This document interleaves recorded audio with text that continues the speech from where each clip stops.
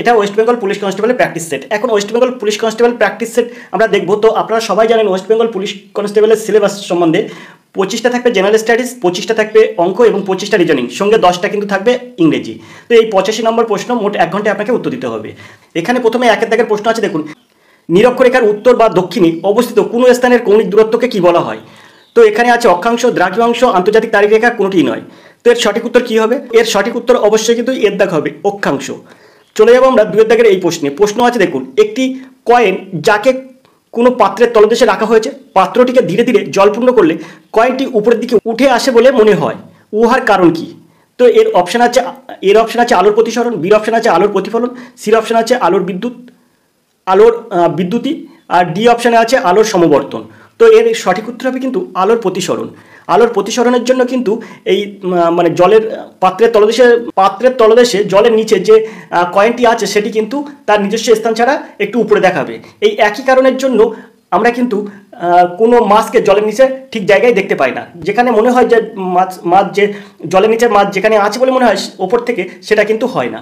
এই একই কারণে এটা কিন্তু হয়, অর্থাৎ আলোর প্রতিসরণের জন্য কিন্তু এই ভুল ত্রুটিটা হয়। তো এর দাগ হবে এর সঠিক উত্তর। চলে যাবো আমরা 3 দাগের এই প্রশ্নে। প্রশ্ন আছে সরকারের তৃতীয় অঙ্গের নাম কি? সুন্দর একটা প্রশ্ন। বলুন তো দেখি এই প্রশ্নটা আপনি কবে পড়েছেন আর কোন প্র্যাকটিস সেটে আপনি পড়েছেন? এখানে দেখুন, আমি বারবার করে আপনাদের জন্য অনুরোধ করি যে প্রতিনিয়ত আপনারা আমাদের দেওয়া প্র্যাকটিস সেটগুলো প্র্যাকটিস করুন, তাহলে দেখবেন সুফল আসবে। কারণ এইরকম প্রশ্নই কিন্তু এই ফুড এসে এসেছিল, এরকম প্রশ্ন কিন্তু ওয়েস্ট বেঙ্গল পুলিশ পরীক্ষায় আগের যে পরীক্ষা হয়ে গেল তাতে এসেছিল, কলকাতা পুলিশ পরীক্ষা এসেছিল। প্র্যাকটিস সেট থেকে কিন্তু বারবার আমি বলছি, প্র্যাকটিস সেট থেকে কিন্তু আমরা যা প্রশ্ন প্র্যাকটিস করাই সেই প্রশ্নগুলো কিন্তু আসে। তো 3 দাগের মানে যে অপশানগুলো আছে, প্রশ্ন আছে সরকারের তৃতীয় অঙ্গের নাম কি? সরকারের তৃতীয় অঙ্গের নাম হলো আইনি বিভাগ, শাসন বিভাগ, বিচার বিভাগ, সংবাদ মাধ্যম। তো এর হচ্ছে সরকারের চতুর্থ অঙ্গের নাম কিন্তু সংবাদ মাধ্যম, কিন্তু তৃতীয় অঙ্গের নাম কিন্তু এই বিচার বিভাগ। সিদ্ধাগ হবে এর সঠিক উত্তর। বিচার বিভাগ হচ্ছে সরকারের তৃতীয় অঙ্গ। চলে যাবো আমরা 4 দাগের প্রশ্নে। তার জন্য প্রশ্নটা আমরা একটু উপরের দিকে তুলব। এখন দেখবো আমরা 4 দাগের এই প্রশ্নটি। কলকাতা মেডিকেল কলেজ প্রতিষ্ঠিত হয় 1800 খ্রিস্টাব্দে, 1817 খ্রিস্টাব্দে, 1835 খ্রিস্টাব্দে, 1857 খ্রিস্টাব্দে। তো কলকাতা মেডিকেল কলেজ কিন্তু প্রতিষ্ঠিত হয় 1835 খ্রিস্টাব্দে। সিদ্ধাগ হবে এর সঠিক উত্তর। উইলিয়াম বেন্টিংয়ের হাত ধরে কিন্তু 1835 খ্রিস্টাব্দে কিন্তু মেডিকেল কলেজ প্রতিষ্ঠিত হয়। এশিয়ার মধ্যে তথা কলকাতায় কিন্তু এই মেডিকেল কলেজ প্রতিষ্ঠিত হয়। প্রথম মেডিকেল কলেজ প্রতিষ্ঠিত হয় 1835 খ্রিস্টাব্দে লর্ড উইলিয়াম বেন্টিংয়ের হাত ধরে। তো আমরা চলে যাবো 5 দাগের প্রশ্নে। 5 দাগের প্রশ্ন কি আছে দেখুন, সম্প্রতি ভারতের প্রথম কোন রাজ্য প্রথম এলএনজি শক্তি চালিত বাস পরিষেবা চালু করে? এই এলএনজি শক্তিচালিত বাস পরিষেবা চালু হয়েছে কোন রাজ্যে? তো এখানে প্রথম প্রশ্ন আছে, অপশান আছে এর দাগে মহারাষ্ট্র, বির দাগ মধ্যপ্রদেশ, সির দাগ অসম, আর ডি দাগ হরিয়ানা। তো এর সঠিক উত্তর কী হবে? তো এই যে আপনারা দেখতে পাচ্ছেন এলএনজির পুরো কথাটা আপনারা অবশ্যই জানেন আশা করি। এর হচ্ছে লিকুইড ন্যাচারাল গ্যাস, অর্থাৎ তরল প্রাকৃতিক গ্যাস কিন্তু এলএনজি কথার অর্থ। এলএনজি শক্তিচালিত বাস পরিষেবা কোন রাজ্যে প্রথম হয়েছে, কোন রাজ্যে এটা চালু হয়েছে? তো এর সঠিক উত্তর হবে কিন্তু এর দাগ মহারাষ্ট্রে কিন্তু এই এলএনজি বাস পরিষেবা চালু হয়েছে। আমরা চলে যাবো 6 দাগের প্রশ্নে। 6 দাগের প্রশ্ন কি আছে দেখবো। তো 6 দাগের প্রশ্ন আছে দেখুন, ব্রহ্মানন্দ নামে পরিচিত দেবেন্দ্রনাথ ঠাকুর, রাধাকান্ত দেব, কেশবচন্দ্র সেন, শিবনাথ শাস্ত্রী। তো ব্রহ্মানন্দ নামে পরিচিত কে? তো এখানে 6 দাগের সঠিক উত্তর কী হবে? ব্রহ্মানন্দ নামে পরিচিত কিন্তু কেশবচন্দ্র সেন কিন্তু ব্রহ্মানন্দ নামে পরিচিত। তো এর সঠিক উত্তর হবে সিদ্ধাগ, ব্রহ্মানন্দ নামে পরিচিত কেশবচন্দ্র সেন। চলে যাবো আমরা 7 দাগের এই প্রশ্নে। প্রশ্ন আছে দুধ থেকে ক্রিম আলাদা হয় যখন উহাকে ঘাটা হয়, কারণ কি? কারণ হচ্ছে অভিকর্ষজ বল, সংযোগশিক বল, অপকেন্দ্রিক বল আর ঘর্ষণ বল। তো এর সঠিক উত্তর কী হবে? তো এর সঠিক উত্তর হবে সির অপশান, অর্থাৎ অপকেন্দ্রিক বল কিন্তু এই দুধ থেকে ক্রিম আলাদা হয় যখন উহাকে ঘাটা হয়, এর কারণ হচ্ছে অপকেন্দ্রিক বলের ফলে কিন্তু এটা হয়। তো আমরা যদি দেখি অপকেন্দ্রিক বল কাকে বলবো আমরা? সমদ্রুতিতে বৃত্তপথে আবর্তনরত বস্তুর উপর অভিকেন্দ্র বলের সমান ও বিপরীতমুখী, অর্থাৎ কেন্দ্র থেকে বাইরের দিকে একটি অলিক বল ক্রিয়া করে, একে কেন্দ্রাভিমুখী বা অপকেন্দ্র বল বলে। তো আমরা এবার দেখবো 8 দাগের এই প্রশ্ন আছে 1946 খ্রিস্টাব্দে ব্রিটিশ শাসনের বিরুদ্ধে যে স্থানে নৌসেনারা বিদ্রোহ করেছিল সেটি হলো, নৌসেনারা কিন্তু ব্রিটিশদের বিরুদ্ধে 1946 সালে নৌ বিদ্রোহ ঘোষণা করেছিল, তা সেটা কোথায়? এটা হচ্ছে বোম্বাই, কলকাতা, কোচিন, মাদ্রাজ। তো এর সঠিক উত্তর কী হবে? তো এখানে 8 দাগের সঠিক উত্তর হবে কিন্তু বোম্বাই। 8 দাগের এর দাগ হবে এর সঠিক উত্তর। চলে যাবো আমরা পরের প্রশ্নে। 9 দাগের প্রশ্ন দেখবো কি আছে। তো এখানে 9 দাগের প্রশ্ন কি আছে দেখুন। 9 দাগের প্রশ্ন আছে, ভারতের সঞ্চিত তহবিলের দায়িত্ব রয়েছে নিম্নলিখিত কোন ব্যক্তির হাতে? প্রধানমন্ত্রী, স্পিকার, অর্থমন্ত্রী, রাষ্ট্রপতি। তো এখানে কিন্তু সবাই ভুল করে এই অর্থমন্ত্রীতে দিয়ে দেবে। এই প্রশ্নের উত্তর কিন্তু ভুল করে সবাই অর্থমন্ত্রীতে দিয়ে দেবে, কিন্তু এই প্রশ্নের উত্তর কিন্তু অর্থমন্ত্রী হবে না। কি হবে? তো দেখুন, ভারতের সঞ্চিত তহবিলের দায়িত্ব রয়েছে নিম্নলিখিত কোন ব্যক্তির হাতে? তো এর সঠিক উত্তর হবে রাষ্ট্রপতির হাতে। দিক হবে এর সঠিক উত্তর। আশা করি আপনারা বুঝতে পেরেছেন। চলে যাবো আমরা 10 দাগের এই প্রশ্নে। প্রশ্ন আছে, সম্প্রতি কে 2024 সালের সঙ্গীত কলানিধি অ্যাওয়ার্ডে ভূষিত হয়েছেন? খুব সুন্দর একটি প্রশ্ন। তো এখানে মানে অপশান আছে বিনোদ কুমার দ্বিবেদী, তারপরে আছে কল্পিনী কোমাকালী, তারপরে আছে প্রভাকর কারিকার আর টি.এম. কৃষ্ণ। তো এর সঠিক উত্তর হবে কিন্তু কর্ণাটকের শিল্পী টি.এম. কৃষ্ণ। টি.এম. কৃষ্ণ কিন্তু এর সঠিক উত্তর। ইনি কিন্তু একজন কর্ণাটকের সঙ্গীত শিল্পী এবং একজন লেখকও বটে। টি.এম. কৃষ্ণর পুরো নাম হচ্ছে থোদুর মাদাবশী কৃষ্ণ। তিনি কিন্তু 1976 সালে জন্মগ্রহণ করেন এবং একজন ভারতীয় কর্ণাটক শিল্পী, লেখকও বটে। তো এর সঠিক উত্তর ডিদ্যাক টি.এম. কৃষ্ণ। আমরা চলে যাবো 11 দাগের প্রশ্নে। 11 দাগের প্রশ্ন আছে, স্বল্পমোচন প্রক্রিয়াটি কোন ধরনের অববাহিকার? স্বল্পমোচন প্রক্রিয়াটি কোন ধরনের অববাহিকার? তো এখানে আছে যান্ত্রিক অববাহিকার, রাসায়নিক অববাহিকার, জৈব এবং কোনোটি নয়। তো আমরা প্রথমে দেখব স্বল্পমোচন এই প্রক্রিয়াটি কাকে বলে। তো স্বল্পমোচন প্রক্রিয়াটি সবসময় আপনারা মনে রাখবেন যে এটা কিন্তু মানে বিক্রিয়ার ফলে পেঁয়াজের খোসার মতন কিন্তু ওই শিলার থেকে যে শিলাটা তৈরি করে সে তার থেকে কিন্তু স্তরে স্তরে খসে খসে পড়ে। এটার নাম কিন্তু স্বল্পমোচন, এটাকে বলা হয় কিন্তু স্বল্পমোচন। এখন স্বল্পমোচনের ছবি আপনাদের সামনে এনে দিচ্ছি দেখুন। তো এখানে দেখতে পাচ্ছেন, আপনাদের জন্য আমি এখানে কিন্তু এনে দিয়েছি স্বল্পমোচনের ছবি। আপনারা দেখতে পাচ্ছেন এটি কিন্তু স্বল্পমোচনের একটা ছবি। তো এর সঠিক উত্তর হবে কিন্তু যান্ত্রিক অববাহিকার। এখানে বলেছে না স্বল্পমোচন প্রক্রিয়াটি কোন ধরনের অববাহিকার, তো এটা কিন্তু স্বল্পমোচন প্রক্রিয়াটি কিন্তু যান্ত্রিক অববাহিকার। তো আমরা যদি দেখি স্বল্পমোচন কাকে বলে, তো আমরা যদি একটু স্বল্পমোচন কাকে বলে এটাও যদি একটু পাশাপাশি জেনে নিই তা কেমন হয় দেখুন। তো স্বল্পমোচনের স্বল্প কথার অর্থ হচ্ছে ছাল বা আঁশ। উষ্ণতার তারতম্যের জন্য যখন শিলার ও ওপরের স্তর বা ছাল নিচের স্তর থেকে খুলে আসে তখন তাকে বলা হয় কিন্তু স্বল্পমোচন। তো বিষয়টা আপনাদের বোঝাতে পারলাম। তো একে কিন্তু স্বল্পমোচন বলে। তো এটি কিন্তু যান্ত্রিক অববাহিকার। এর দাগ হবে সঠিক উত্তর। চলে যাবো আমরা 12 দাগের এই প্রশ্নে। 12 দাগের প্রশ্ন আছে, নিম্নলিখিত কোন নৃত্যশীল শৈলী উত্তর ভারতের? এটা আছে কত্থক, এটা আছে ভারতনাট্যম, কথাকলি, কোনোটি নয়। তো এখানে 12 দাগের সঠিক উত্তর কী হবে? তো উত্তর ভারতের নৃত্যশৈলী কোনটি? তো 12 দাগের সঠিক উত্তর কী হবে? তো উত্তর ভারতের নৃত্যশৈলী কিন্তু কত্থক। কত্থক কিন্তু উত্তর ভারতের অর্থাৎ নাই নর্থ ইন্ডিয়ার। উত্তর ভারতের কিন্তু কত্থক এই নৃত্যটা কিন্তু উত্তর ভারতের। আর এই যে ভারতনাট্যম এটা কিন্তু সাউথ ইন্ডিয়ান, অর্থাৎ দক্ষিণ ভারতের নৃত্য কিন্তু ভারতনাট্যম। আর এই যে কথাকলি আছে না, কথাকলি কিন্তু কেরলের কথাকলি। তো আশা করি আপনারা বুঝতে পেরেছেন। আমরা চলে যাবো 13 দাগের প্রশ্নে। তো দেখুন, আপনাদের জন্য কিন্তু আমি নিয়মিত কষ্ট করে এইসব প্রশ্নগুলো সংগ্রহ করি। প্রতিটা প্রশ্ন কিন্তু এখানে গুরুত্বপূর্ণ। তাই যে ভিডিও আমি আপলোড করি না কেন সব কিন্তু নতুন প্র্যাকটিস সেট। তো অবশ্যই আপনারা দেখুন, দেখলে আপনাদের উপকার হবে। আমার কিন্তু কোনো লাভ হবে না। ইউটিউব থেকে আমার আজও পর্যন্ত কোনো আয় আসেনি যে আমি আয় করছি। আমি কিন্তু নিজে মানে পড়াশোনাটাকে ভালোবাসি, যার জন্য আপনারা যাতে সাকসেস হন বা সফল হন সেই চেষ্টার জন্য কিন্তু আমি এই ব্যয় করে এগুলো আপনাদের জন্য নিয়ে আসছি। শুধুমাত্র পড়াশোনাকে ভালোবাসি তাই। দেখুন, আপনাদের উপকারে আসবেই আসবে। যে কোনো কম্পিটিটিভ পরীক্ষার জন্য প্র্যাকটিস একমাত্র মানে ভরসা। প্র্যাকটিস না করলে আপনাদের কোনো উপায় নেই। প্র্যাকটিস করুন, বেশি বেশি করে প্র্যাকটিস করুন, দেখুন আপনার সুফল আসবেই আসবে। তো দেখতে থাকুন আর এডুকেশন স্কুল। চলে যাবো আমরা পরের প্রশ্নে। পরের প্রশ্ন কি আছে, নালন্দা বিশ্ববিদ্যালয় স্থাপনকারী গুপ্ত শাসক হলেন দ্বিতীয় কুমারগুপ্ত, প্রথম কুমারগুপ্ত, দ্বিতীয় চন্দ্রগুপ্ত, সমুদ্রগুপ্ত। তো এখানে 13 দাগের সঠিক উত্তর কি হবে? তো এর সঠিক উত্তর হবে কিন্তু প্রথম কুমারগুপ্ত। প্রথম কুমারগুপ্ত এর সঠিক উত্তর। বিদ্যাগ হবে এর সঠিক উত্তর। নালন্দা বিশ্ববিদ্যালয় স্থাপনকারী গুপ্ত শাসক হলেন হচ্ছে প্রথম কুমারগুপ্ত। বিদ্যাগ হবে সঠিক উত্তর, প্রথম কুমারগুপ্ত। চলে যাবো আমরা পরের প্রশ্নে। পরের প্রশ্ন দেখবো কি আছে। এখানে দেখুন 14 দাগের প্রশ্ন আছে, ভারতীয় সংবিধানের কত নম্বর ধারা অনুযায়ী ভারতের প্রত্যেক রাজ্যে একজন করে রাজ্যপাল থাকে? ভারতের সংবিধানের কত নম্বর ধারা অনুযায়ী এটা হয়? তো 14 দাগের সঠিক উত্তর কি হবে? তো এখানে 14 দাগের সঠিক উত্তর হবে কিন্তু 153 নম্বর ধারা, অর্থাৎ বিদ্যাগ হবে এর সঠিক উত্তর। আশা করি আপনারা বুঝতে পেরেছেন। 153 নম্বর ধারায় কিন্তু আছে প্রতিটা রাজ্যের রাজ্যপাল একজনই করে হবে, সেটা 153 নম্বর ধারা অনুযায়ী। 15 দাগের প্রশ্ন আমরা দেখব। কত সুন্দর একটা প্রশ্ন আছে দেখুন। সম্প্রতি প্রয়াত বিশিষ্ট তাঁতশিল্পী কপিল দেব প্রসাদ কত সালে পদ্মশ্রী সম্মানে ভূষিত হন? 2017, 2016 সালে, আর 2020 সালে, 2023 সালে। তো এর সঠিক উত্তর কী হবে? তো এখানে বলছে কপিল দেব প্রসাদ অর্থাৎ প্রয়াত শিল্পী বিশিষ্ট তাঁতশিল্পী কপিল দেব প্রসাদ কত সালে পদ্মশ্রী সম্মানে ভূষিত হন? তো সঠিক উত্তর হবে 2023 সালে। দিদ্দাগ আগের বছরে কিন্তু তিনি পদ্মশ্রী পুরস্কার পেয়েছেন। তো এই যে কপিল দেব প্রসাদ ইনি কে ছিলেন? তো ইনি ছিলেন কিন্তু একজন তাঁতশিল্পী। কপিল দেব প্রসাদের সম্পর্কে আরও কিছু তথ্য আমরা যদি জানি তাহলে দেখতে পাবো কপিল দেব প্রসাদ ভারতের বিহারের একজন তাঁতি। বিছানার চাদর এবং পর্দায় 52 বুটি মানে 52 মোটিভ এরকম একটা কথা আছে। তো 52 বুটি বুননের বৌদ্ধ শিল্পকে জনপ্রিয় করার জন্য তিনি পরিচিত। কে? এই কপিলদেব প্রসাদ। তো আশা করি আপনারা বুঝতে পেরেছেন। চলে যাবো আমরা 16 দাগের এই প্রশ্নে। কে এম ক্যারিয়াপ্পা কে ছিলেন?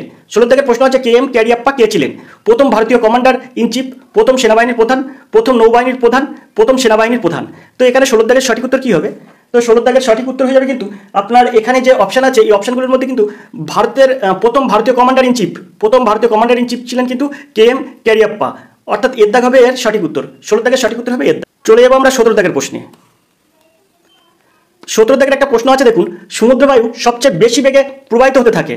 সমুদ্রবায়ু সবচেয়ে বেশি বেগে প্রবাহিত হতে থাকে সন্ধ্যাবেলায়, দুপুরবেলায়, ভোরবেলায়, মধ্যরাতে। তো 17 দাগের সঠিক উত্তর কী হবে?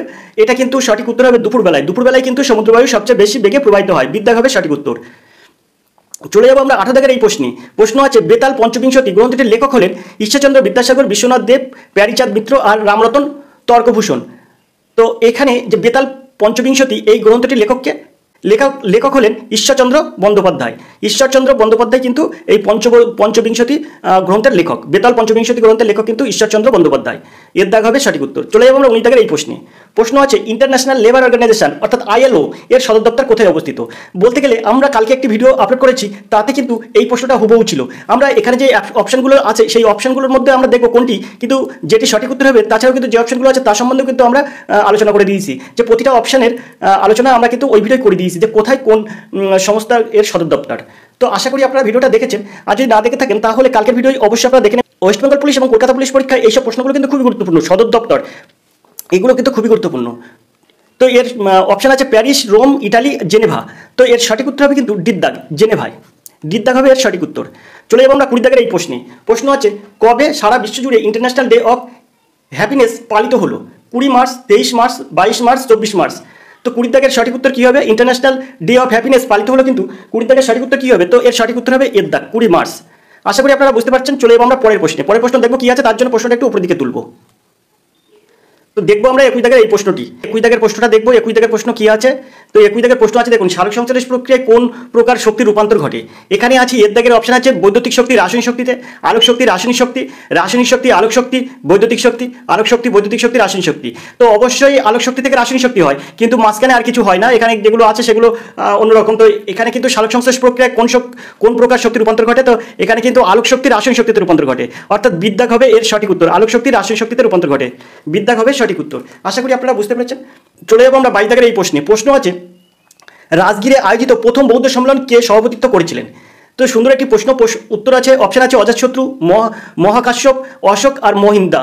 তো এখানে এর সঠিক উত্তর কী হবে? 22 দাগের সঠিক উত্তর হয়ে যাবে কিন্তু আপনার এখানে যে মহাকাশ্যপ আছে, মহাকাশ্যপ কিন্তু এখানে এর সঠিক উত্তর। মহাকাশ্যপ হবে রাজগিরে আয়োজিত প্রথম বৌদ্ধ সম্মেলনে কে সভাপতিত্ব করেছিলেন? তো এর সঠিক উত্তর হবে হচ্ছে মহাকাশ্যপ, অর্থাৎ বিদ্যাগ হবে এর সঠিক উত্তর। আমরা দেখবো 23 দাগের এই প্রশ্নটি। প্রশ্ন আছে মোহাম্মদ বিন কাসিম ভারত আক্রমণ করেছিলেন 712 খ্রিস্টাব্দে, 713 খ্রিস্টাব্দে, 705 খ্রিস্টাব্দে, 721 খ্রিস্টাব্দে। তো এর সঠিক উত্তর কী হবে? মোহাম্মদ বিন কাসিম কিন্তু ভারত আক্রমণ করেছিলেন 712 খ্রিস্টাব্দে। এর দাগ হবে এর সঠিক উত্তর। চলে যাবো আমরা 24 দাগের এই প্রশ্নে। প্রশ্ন আছে রক্তে লোহিত রক্তকণিকার সংখ্যা বৃদ্ধিকে কী বলা হয়? অ্যানিমিয়া, লিউকোমিয়া, লিউকোপোনিয়া আর পলিসাইথেমিয়া। তো 24 দাগের সঠিক উত্তর কী হবে? তো এখানে 24 দাগের সঠিক উত্তর হবে কিন্তু পলিসাইথেমিয়া, অর্থাৎ দ্বিদাগ হবে সঠিক উত্তর। আমরা কিন্তু কালকের ভিডিওতে, অর্থাৎ গতকাল যে ভিডিওটা আমরা আপলোড করেছি সেই ভিডিওতে কিন্তু এই প্রশ্ন আছে, সেখানে কিন্তু সেমভাবে অ্যানিমিয়া কী কারণে হয়, লিউকোমিয়া কোন কারণে হয়, সব আমরা কিন্তু ডিটেলসে বলে দিয়েছি।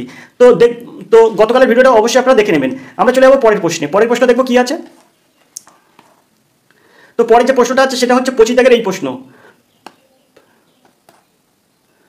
তো পরে যে প্রশ্নটা আছে সেটা হচ্ছে 25 দাগের এই প্রশ্ন। প্রশ্ন আছে কবে সারা বিশ্বজুড়ে ওয়ার্ল্ড স্পারো অফ ডে পালিত হলো? কবে সারা বিশ্বজুড়ে ওয়ার্ল্ড স্পারো অফ ডে পালিত হলো? আছে অপশান 22 মার্চ, 23 মার্চ, 29 মার্চ আর 20 মার্চ। তো 25 দাগের সঠিক উত্তর কী হবে? তো এখানে সারা বিশ্বজুড়ে ওয়ার্ল্ড স্পারো অফ ডে পালিত হলো কিন্তু 20 মার্চ, অর্থাৎ ডিদ্দাগ হবে সঠিক উত্তর। তো এই ছিল 25টা জেনারেল স্টাডিজ থেকে প্রশ্নের সমাধান। আমরা চলে যাবো পরের প্রশ্নে। পরের প্রশ্ন দেখবো কী আছে, তার জন্য পেজ চেঞ্জ করবো। পেজ চেঞ্জ করে আমরা কিন্তু পরের পেজে চলে এসেছি। পরের পেজে যে প্রশ্নটা আছে সেটা দেখুন 26 দাগের প্রশ্ন। এখন 25 দাগের প্রশ্ন পর্যন্ত কিন্তু জেনারেল স্টাডিজ, এবার 26 দাগ থেকে 35 দাগ পর্যন্ত কিন্তু ইংরেজির প্রশ্ন থাকবে, অর্থাৎ আপনারা অবশ্যই সিলেবাসটা জানেন, কথা মতো কিন্তু 10টা ইংরেজি প্রশ্ন পড়বে। 10টি ইংরেজি প্রশ্ন আমরা এবার দেখব। তো 26 দাগের ইংরেজি প্রশ্ন আছে দেখুন, in the following question choose the word which best expresses the meaning of given word. তো এখানে আছে ভেন্ট। এই ভেন্ট কথাটার সঠিক মানে কি হবে, যেটা এই ভেন্টের বহিঃপ্রকাশ মানে ভেন্ট কিন্তু ভেন্টের যে মানেটা হবে সেই মানেটা কিন্তু এখানে দেওয়া আছে, এমন কোন ওয়ার্ডটা আছে এখানে সেই তার মানে এই ভেন্টের মানে সমান হবে। অর্থাৎ এই ওয়ার্ডটা দিয়ে মানে এই যে কটা ওয়ার্ড আছে এই ওয়ার্ডের মধ্যে যে ওয়ার্ডটা সঠিক হবে সেই ওয়ার্ডটা দিয়ে কিন্তু ভেন্টের মানেটা কিন্তু প্রকাশ করা যাবে। তো এখানে ভেন্ট ভেন্ট মানে কি, তো ভেন্ট মানে কি, তো এখানে ভেন্ট এই কথাটার অর্থ কিন্তু হচ্ছে প্রকাশ। তো এর মধ্যে কোনটি সঠিক হবে, এখানে স্টোরস এটা তো হবে না, পাস্ট টেন্স অফ গো অর্থাৎ মানে পেরিয়ে গেছে এমন, এন্ড মানে শেষ এটাও হবে না, বিডিসি এটা হবে না। ভেন্ট হচ্ছে প্রকাশ আর এটা ওপেনিং, এটাও কিন্তু এই অর্থে প্রকাশ করা, এই অর্থে কিন্তু বলা যায়। এর দাগ হবে সঠিক উত্তর, ভেন্ট এই শব্দের অর্থ ওপেনিং হতে হবে। তো এর দাগ হবে এর সঠিক উত্তর। আমরা চলে যাবো 7 দাগের এই প্রশ্নে। প্রশ্ন আছে in the following questions choose the word which in the exact opposite of the given words. অর্থাৎ এখানে যে কোশ্চেন আছে, এখানে যে ওয়ার্ডটা আছে এই ওয়ার্ডের বিপরীত শব্দটা আপনার খুঁজে বার করতে হবে এই নিচের এই অপশনগুলোর মধ্যে। তো এখানে আছে কমিশনেট, কমিশনেট মানে কি, এই কমিশনেট মানে কি, কমিশনেট কথার অর্থ হচ্ছে অনুমোদিত, অনুমোদিত এর অর্থ। তো এর বিপরীত শব্দ কি, তো বিপরীত শব্দ কিন্তু হবে এখানে আছে স্টার্টেড মানে শুরু করা। তো এখানে স্টার্টেড হচ্ছে শুরু করা, মানে এটাই তো এটা তো একই জিনিস হচ্ছে, তো এটা হবে না, এর দাগ হবে না। ক্লোজড, এই ক্লোজড মানে কি করা, বন্ধ করে দেওয়া, এটাও কিন্তু হবে না। ফিনিশড শেষ করা, এটাও হবে না। এটা হচ্ছে রিভোক, রিভোক মানে এই কথাটার অর্থ কিন্তু এই রিভোক কথাটার অর্থ হচ্ছে, এই রিভোক কথার অর্থ হচ্ছে রোধ করা, রদ করা। তো এটাই কিন্তু অ্যাপ্রোপ্রিয়েট এই অনুমোদিতর অপোজিট ওয়ার্ড রিভক, রিভক মানে রোধ করা। তো ডির দাগ হবে এর সঠিক উত্তর। আশা করি আপনারা বুঝতে পেরেছেন। চলে যাবো আমরা 28 দাগের প্রশ্নে। 28 দাগের যে প্রশ্নটা আছে, তো 28 দাগের প্রশ্ন আছে দেখুন, ফাইন্ড দ্য কারেক্টলি স্পেলড ওয়ার্ডস। তো এর মধ্যে সঠিক শুদ্ধ শব্দটা আপনাকে খুঁজে বার করতে হবে। সঠিক শুদ্ধ শব্দ কোনটা সেটা আপনাকে খুঁজে বার করতে হবে, অর্থাৎ শুদ্ধ বানান, শুদ্ধ বানান আছে কোনটি, এই ওয়ার্ড কোন শব্দটি শুদ্ধ বানান আছে সেটা আপনাকে খুঁজে বার করতে হবে। তো এখানে যেগুলো আছে তার মধ্যে এখানে এটাই হচ্ছে রিগোরাস, এই এটার অপশন হচ্ছে ডি, এই রিগোরাস হচ্ছে এর সঠিক বানান, সঠিক বানান হচ্ছে ডির দাগের সঠিক উত্তর। তো এই রিগোরাস কথার অর্থ হচ্ছে কঠোর, কঠোর। তো ডির দাগ হবে সঠিক উত্তর। আশা করি আপনারা বুঝতে পেরেছেন। চলে যাবো 29 দাগের এই প্রশ্নে। তো 29 দাগের প্রশ্ন আছে দেখুন, the study of ancient societies is called, অর্থাৎ প্রাচীন সমাজকে নিয়ে অধ্যয়ন করাকে আমরা কি বলবো, প্রাচীন সমাজকে নিয়ে অধ্যয়ন করাকে আমরা কি বলবো, স্টাডি করার কথার অর্থ হচ্ছে অধ্যয়ন করা। তো স্টাডি করা, প্রাচীন সমাজকে নিয়ে স্টাডি করার কথার অর্থ কি, অ্যানথ্রোপোলজি মানে নৃবিজ্ঞান, আর্সিওলজি মানে প্রত্নতত্ত্ব, প্রত্নতত্ত্ব এরকম, আর হিস্ট্রি ইতিহাস। তো এর মধ্যে সঠিক উত্তর হবে কিন্তু আর্সিওলজি, অর্থাৎ প্রাচীন সমাজকে নিয়ে আমরা যদি স্টাডি করি তাকে আমরা বলবো প্রত্নতত্ত্ব অর্থাৎ আর্সিওলজি। 29 দাগের সঠিক উত্তর হবে বিদ্যাগ। আশা করি আপনারা বুঝতে পেরেছেন। তো আমরা চলে যাবো 31 দাগের প্রশ্নে। তো 31 দাগের প্রশ্ন আছে দেখুন, choose the correct meaning of the proverb বা ইডিয়ম। অর্থাৎ এই প্রোভার্ব বা ইডিয়ম এই কথার অর্থ হচ্ছে বাগধারা, বাগধারা। তো এখানে যেমন আমরা বলি যে জলে কুমির ডাঙায় বাঘ, এ কথা এর বাগধারাটা কি, জলে কুমির ডাঙায় বাঘ অর্থাৎ উভয় সংকট, এরকম একটা বাগধারা আমরা বলি, তেমনই জিনিস এই প্রশ্নটা মানে আপনাকে করতে হবে। দেওয়া আছে to hit the nail right on the head means, অর্থাৎ মানুষের মাথার ডান দিকে পেরেক মারা হলো, এই কথাটার আপনার বাগধারা করলে কি হয়, to do the right things. তো এখানে যে অপশানগুলো আছে তার মধ্যে এর দাগ হবে সঠিক উত্তর, to do the right thing, অর্থাৎ এর দাগ হবে সঠিক উত্তর, to do the right thing, অর্থাৎ এর দাগ হবে সঠিক উত্তর। আমরা চলে যাবো 32 দাগের এই প্রশ্নে। প্রশ্ন আছে দেখুন, ইনডাইরেক্ট আর ডাইরেক্ট স্পিচ, মানে ইনডাইরেক্টে ডাইরেক্ট করতে হবে, অর্থাৎ মানে এটা ন্যারেশন সেন্স করতে হবে। He said the sun rise in the east, অর্থাৎ সূর্য পূর্ব দিকে ওঠে। তো এই এখানে যে অপশনটা আছে এই অপশনগুলোর মধ্যে ন্যারেশন সেন্স করলে কি হয়, তো এখানে 32 দাগের ন্যারেশন সেন্স করলে কিন্তু এখানে যে আছে এই বিদ্যাগ, he said that the sun rise in the east, অর্থাৎ বিদ্যাগ হবে সঠিক উত্তর। 32 দাগের সঠিক উত্তর হবে বিদ্যাগ, এখানে এটা ন্যারেশন সেন্স করলে বিদ্যাগ হয়। তো আমরা চলে যাবো পরের প্রশ্নে। এই ন্যারেশন সেন্সগুলো আপনার ইংলিশ, আমি ইংলিশ একটু কম জানি যার জন্য ন্যারেশন সেন্সগুলো ঠিক করে বোঝাই দিতে পারবো না, তার জন্য আমি অপশন বলে করে দিলাম, কিন্তু আমি বুঝতে পারছি যে এখানে বিদ্যাগ হবে সঠিক উত্তর। তো এবারে দেখুন, ইংরেজি আমি কম জানি যার জন্য আপনাদেরকে আমি যে কোনো কম্পিটিটিভ পরীক্ষার জন্য ইংরেজিটা তেমন করে না, কিন্তু আপনাদের সুবিধা অর্থের জন্য আমি কিন্তু এই 10টা ইংরেজি আপনাদের জন্য করে দিচ্ছি, প্রতিটা ভিডিওই কিন্তু আমি তাই করছি। তো আমরা দেখবো 33 দাগের এই প্রশ্ন আছে, choose the correct alternative out of the 4, অর্থাৎ নিচের 4টি আছে বিকল্পের মধ্যে একটা বেছে নিয়ে এই জায়গাটায় কিন্তু আপনার শূন্যস্থান পূরণ করতে হবে। কি বলছে এখানে, দ্য সান ইজ শিনিং ব্রাইটলি, অর্থাৎ সূর্য মানে তীব্রভাবে আলো দেয়, প্লিজ ড্যাশ দ্য লাইট, এখানে এই জায়গাটায় কী বসবে, তো এখানে এর সঠিক উত্তর হবে পুট অন, বিদ্যাগ হবে এর সঠিক উত্তর। চলে যাবো আমরা 34 দাগের এই প্রশ্নে। The sound of deer is called, অর্থাৎ ও এই জায়গায় যে হরিণের ডাক, হরিণের ডাককে আমরা কি বলবো? হরিণের যে শব্দ করে সেই শব্দকে আমরা কি বলবো? তো আছে না কুকুরের ডাক, বিড়ালের ডাক, এরকম আছে, আমরা বাংলায় পড়ি। তেমনি এখানে বলছে যে হরিণের ডাককে বা হরিণের শব্দকে আমরা কি বলবো? বেল, বেল মানে ঘন্টা। তারপরে এখানে আছে ব্যয়, তো এটার মানে হচ্ছে ব্যয়, এটা হচ্ছে ভেড়ার ডাক, বিদ্যাক হচ্ছে ভেড়ার ডাক, বেল হচ্ছে ঘন্টা, আর ব্যয় মানে ভেড়ার ডাক, এটা হচ্ছে ব্লেড, এটা হচ্ছে ব্লেড, এটা হচ্ছে গাধার ডাক, এটা হচ্ছে গাধার ডাক। আর এই যে ডি আছে সির্প, এটা হচ্ছে সির্প হচ্ছে কিচিরমিচির, মানে পাখির কিচিরমিচির বলে সেই কিচিরমিচির কিন্তু এই সির্প। আর এই বেলটা হচ্ছে এখানে সঠিক উত্তর, অর্থাৎ এখানে যে আছে আপনার ডিয়ার ইজ কল্ড, মানে হরিণের শব্দকে আমরা কি বলবো? তো এর সঠিক উত্তর হবে বেল ঘন্টা। তো আমরা এবার দেখবো 35 দাগের এই প্রশ্ন আছে the noun form of available, অর্থাৎ এই যে অ্যাভেলেবেলের বিশেষ্য পদটা আপনার খুঁজে বার করতে হবে। তো এখানে এর সঠিক উত্তর হবে বিদ্যাক, অ্যাভেলেবিলিটি, বিদ্যাক হবে সঠিক উত্তর, অ্যাভেলেবিলিটি অর্থাৎ বিদ্যাক সঠিক উত্তর। তো এই ছিল 35টা প্রশ্ন। তো এই জেনারেল স্টাডিজ এবং ইংরেজি প্রশ্নের আমরা কিন্তু সমাধান করলাম। আমরা এবার দেখবো এই অঙ্কের প্রশ্নের সমাধান। প্রথম অঙ্ক দেখবো আমরা 36 দাগের অঙ্ক। 37,291 সংখ্যাটির ঠিক পূর্ববর্তী কোন সংখ্যাটি 21 দ্বারা সম্পূর্ণরূপে বিভাজ্য? এখন আপনাকে আগে ভাবতে হবে এই যে 21, আপনি কিন্তু এই ধরনের অঙ্ক করেছেন পরীক্ষার হলে, আপনি দেখছেন যে আমি এই অঙ্ক করেছি কিন্তু অঙ্ক করতে পারছেন না, কারণ আপনি প্র্যাকটিস করেননি, তাই কিন্তু করতে পারবেন না। তো সবার প্রথমে এই অঙ্কে আমরা কি করবো? এই অঙ্কে এই যে 21 আছে, 21 দ্বারা বিভাজ্য সংখ্যা কোনগুলো? 21 দ্বারা বিভাজ্য সংখ্যা হয় 21কে যদি আমরা ভাঙাই তাহলে 21 সমান লিখতে পারি 3 গুণ 7। তো 3 দ্বারা যে সংখ্যাটি ভাঙানো যাবে, মানে অর্থাৎ ভাগ করে মিলে যাবে, সেটা কিন্তু 21 দ্বারা বিভাজ্য। 7 দ্বারা ভাগ করলে যেটা মিলে যাবে সেই সংখ্যাটাও কিন্তু 21 দ্বারা বিভাজ্য। এখন আমি কি করে এই নিয়মটা বার করবো? 3 দ্বারা ভাগ করলে আমরা 21 দ্বারা মিলে যাবে, 7 দ্বারা ভাগ করলে মিলে যাবে, আমরা সেটা আবার কি করে বার করবো সেটা আবার দেখুন। সেটা কি করে আমরা বার করবো সেটা দেখুন। এই যে এখানে যে সংখ্যাগুলো আছে এই সংখ্যাগুলোর আমরা যোগ করব। যোগ করলে যদি 3 দ্বারা বিভাজ্য হয় তাহলে মনে করবো এই সংখ্যাটি আমরা 3 দ্বারা বিভাজ্য। অথবা এই 7টা কি করে বুঝবো যে এটি 7 দ্বারা বিভাজ্য? তো এইখান থেকে এই পর্যন্ত যে সংখ্যা আছে সেই সংখ্যাটাকে আপনি নেবেন, নিয়ে বিয়োগ করবেন, এই যে শেষ সংখ্যার সঙ্গে 2 গুণ করে সেটা বিয়োগ করবেন। যেমন এখানে 2 এর সঙ্গে 1 গুণ করলে 2 1 2, এই যে এখান থেকে এই পর্যন্ত সংখ্যাটা নেবেন, এর সঙ্গে সেই 2টা বিয়োগ করবেন, করে যদি আপনার 7 দ্বারা বিভাজ্য হয় সংখ্যাটা 7 দ্বারা বিভাজ্য। আশা করি আপনারা বুঝতে পেরেছেন। এখন প্রশ্ন বলেছে এখানে সংখ্যাটি ঠিক পূর্ববর্তী কোন সংখ্যাটি 21 দ্বারা বিভাজ্য? তো আমি এই 37,291 সংখ্যার পূর্ববর্তী সংখ্যা, পরবর্তী সংখ্যা না কিন্তু পূর্ববর্তী সংখ্যা। তো আমি এই অপশন থেকে আগে দেখব পূর্ববর্তী কোনগুলো আছে, পরবর্তী কোনগুলো আছে। তো এই দেখুন অপশনে এই 37,300 আছে, যা 37,291 বেশি, এটা কিন্তু পরবর্তী হয়ে যাচ্ছে, তাই আমরা এটা কিন্তু করবো না।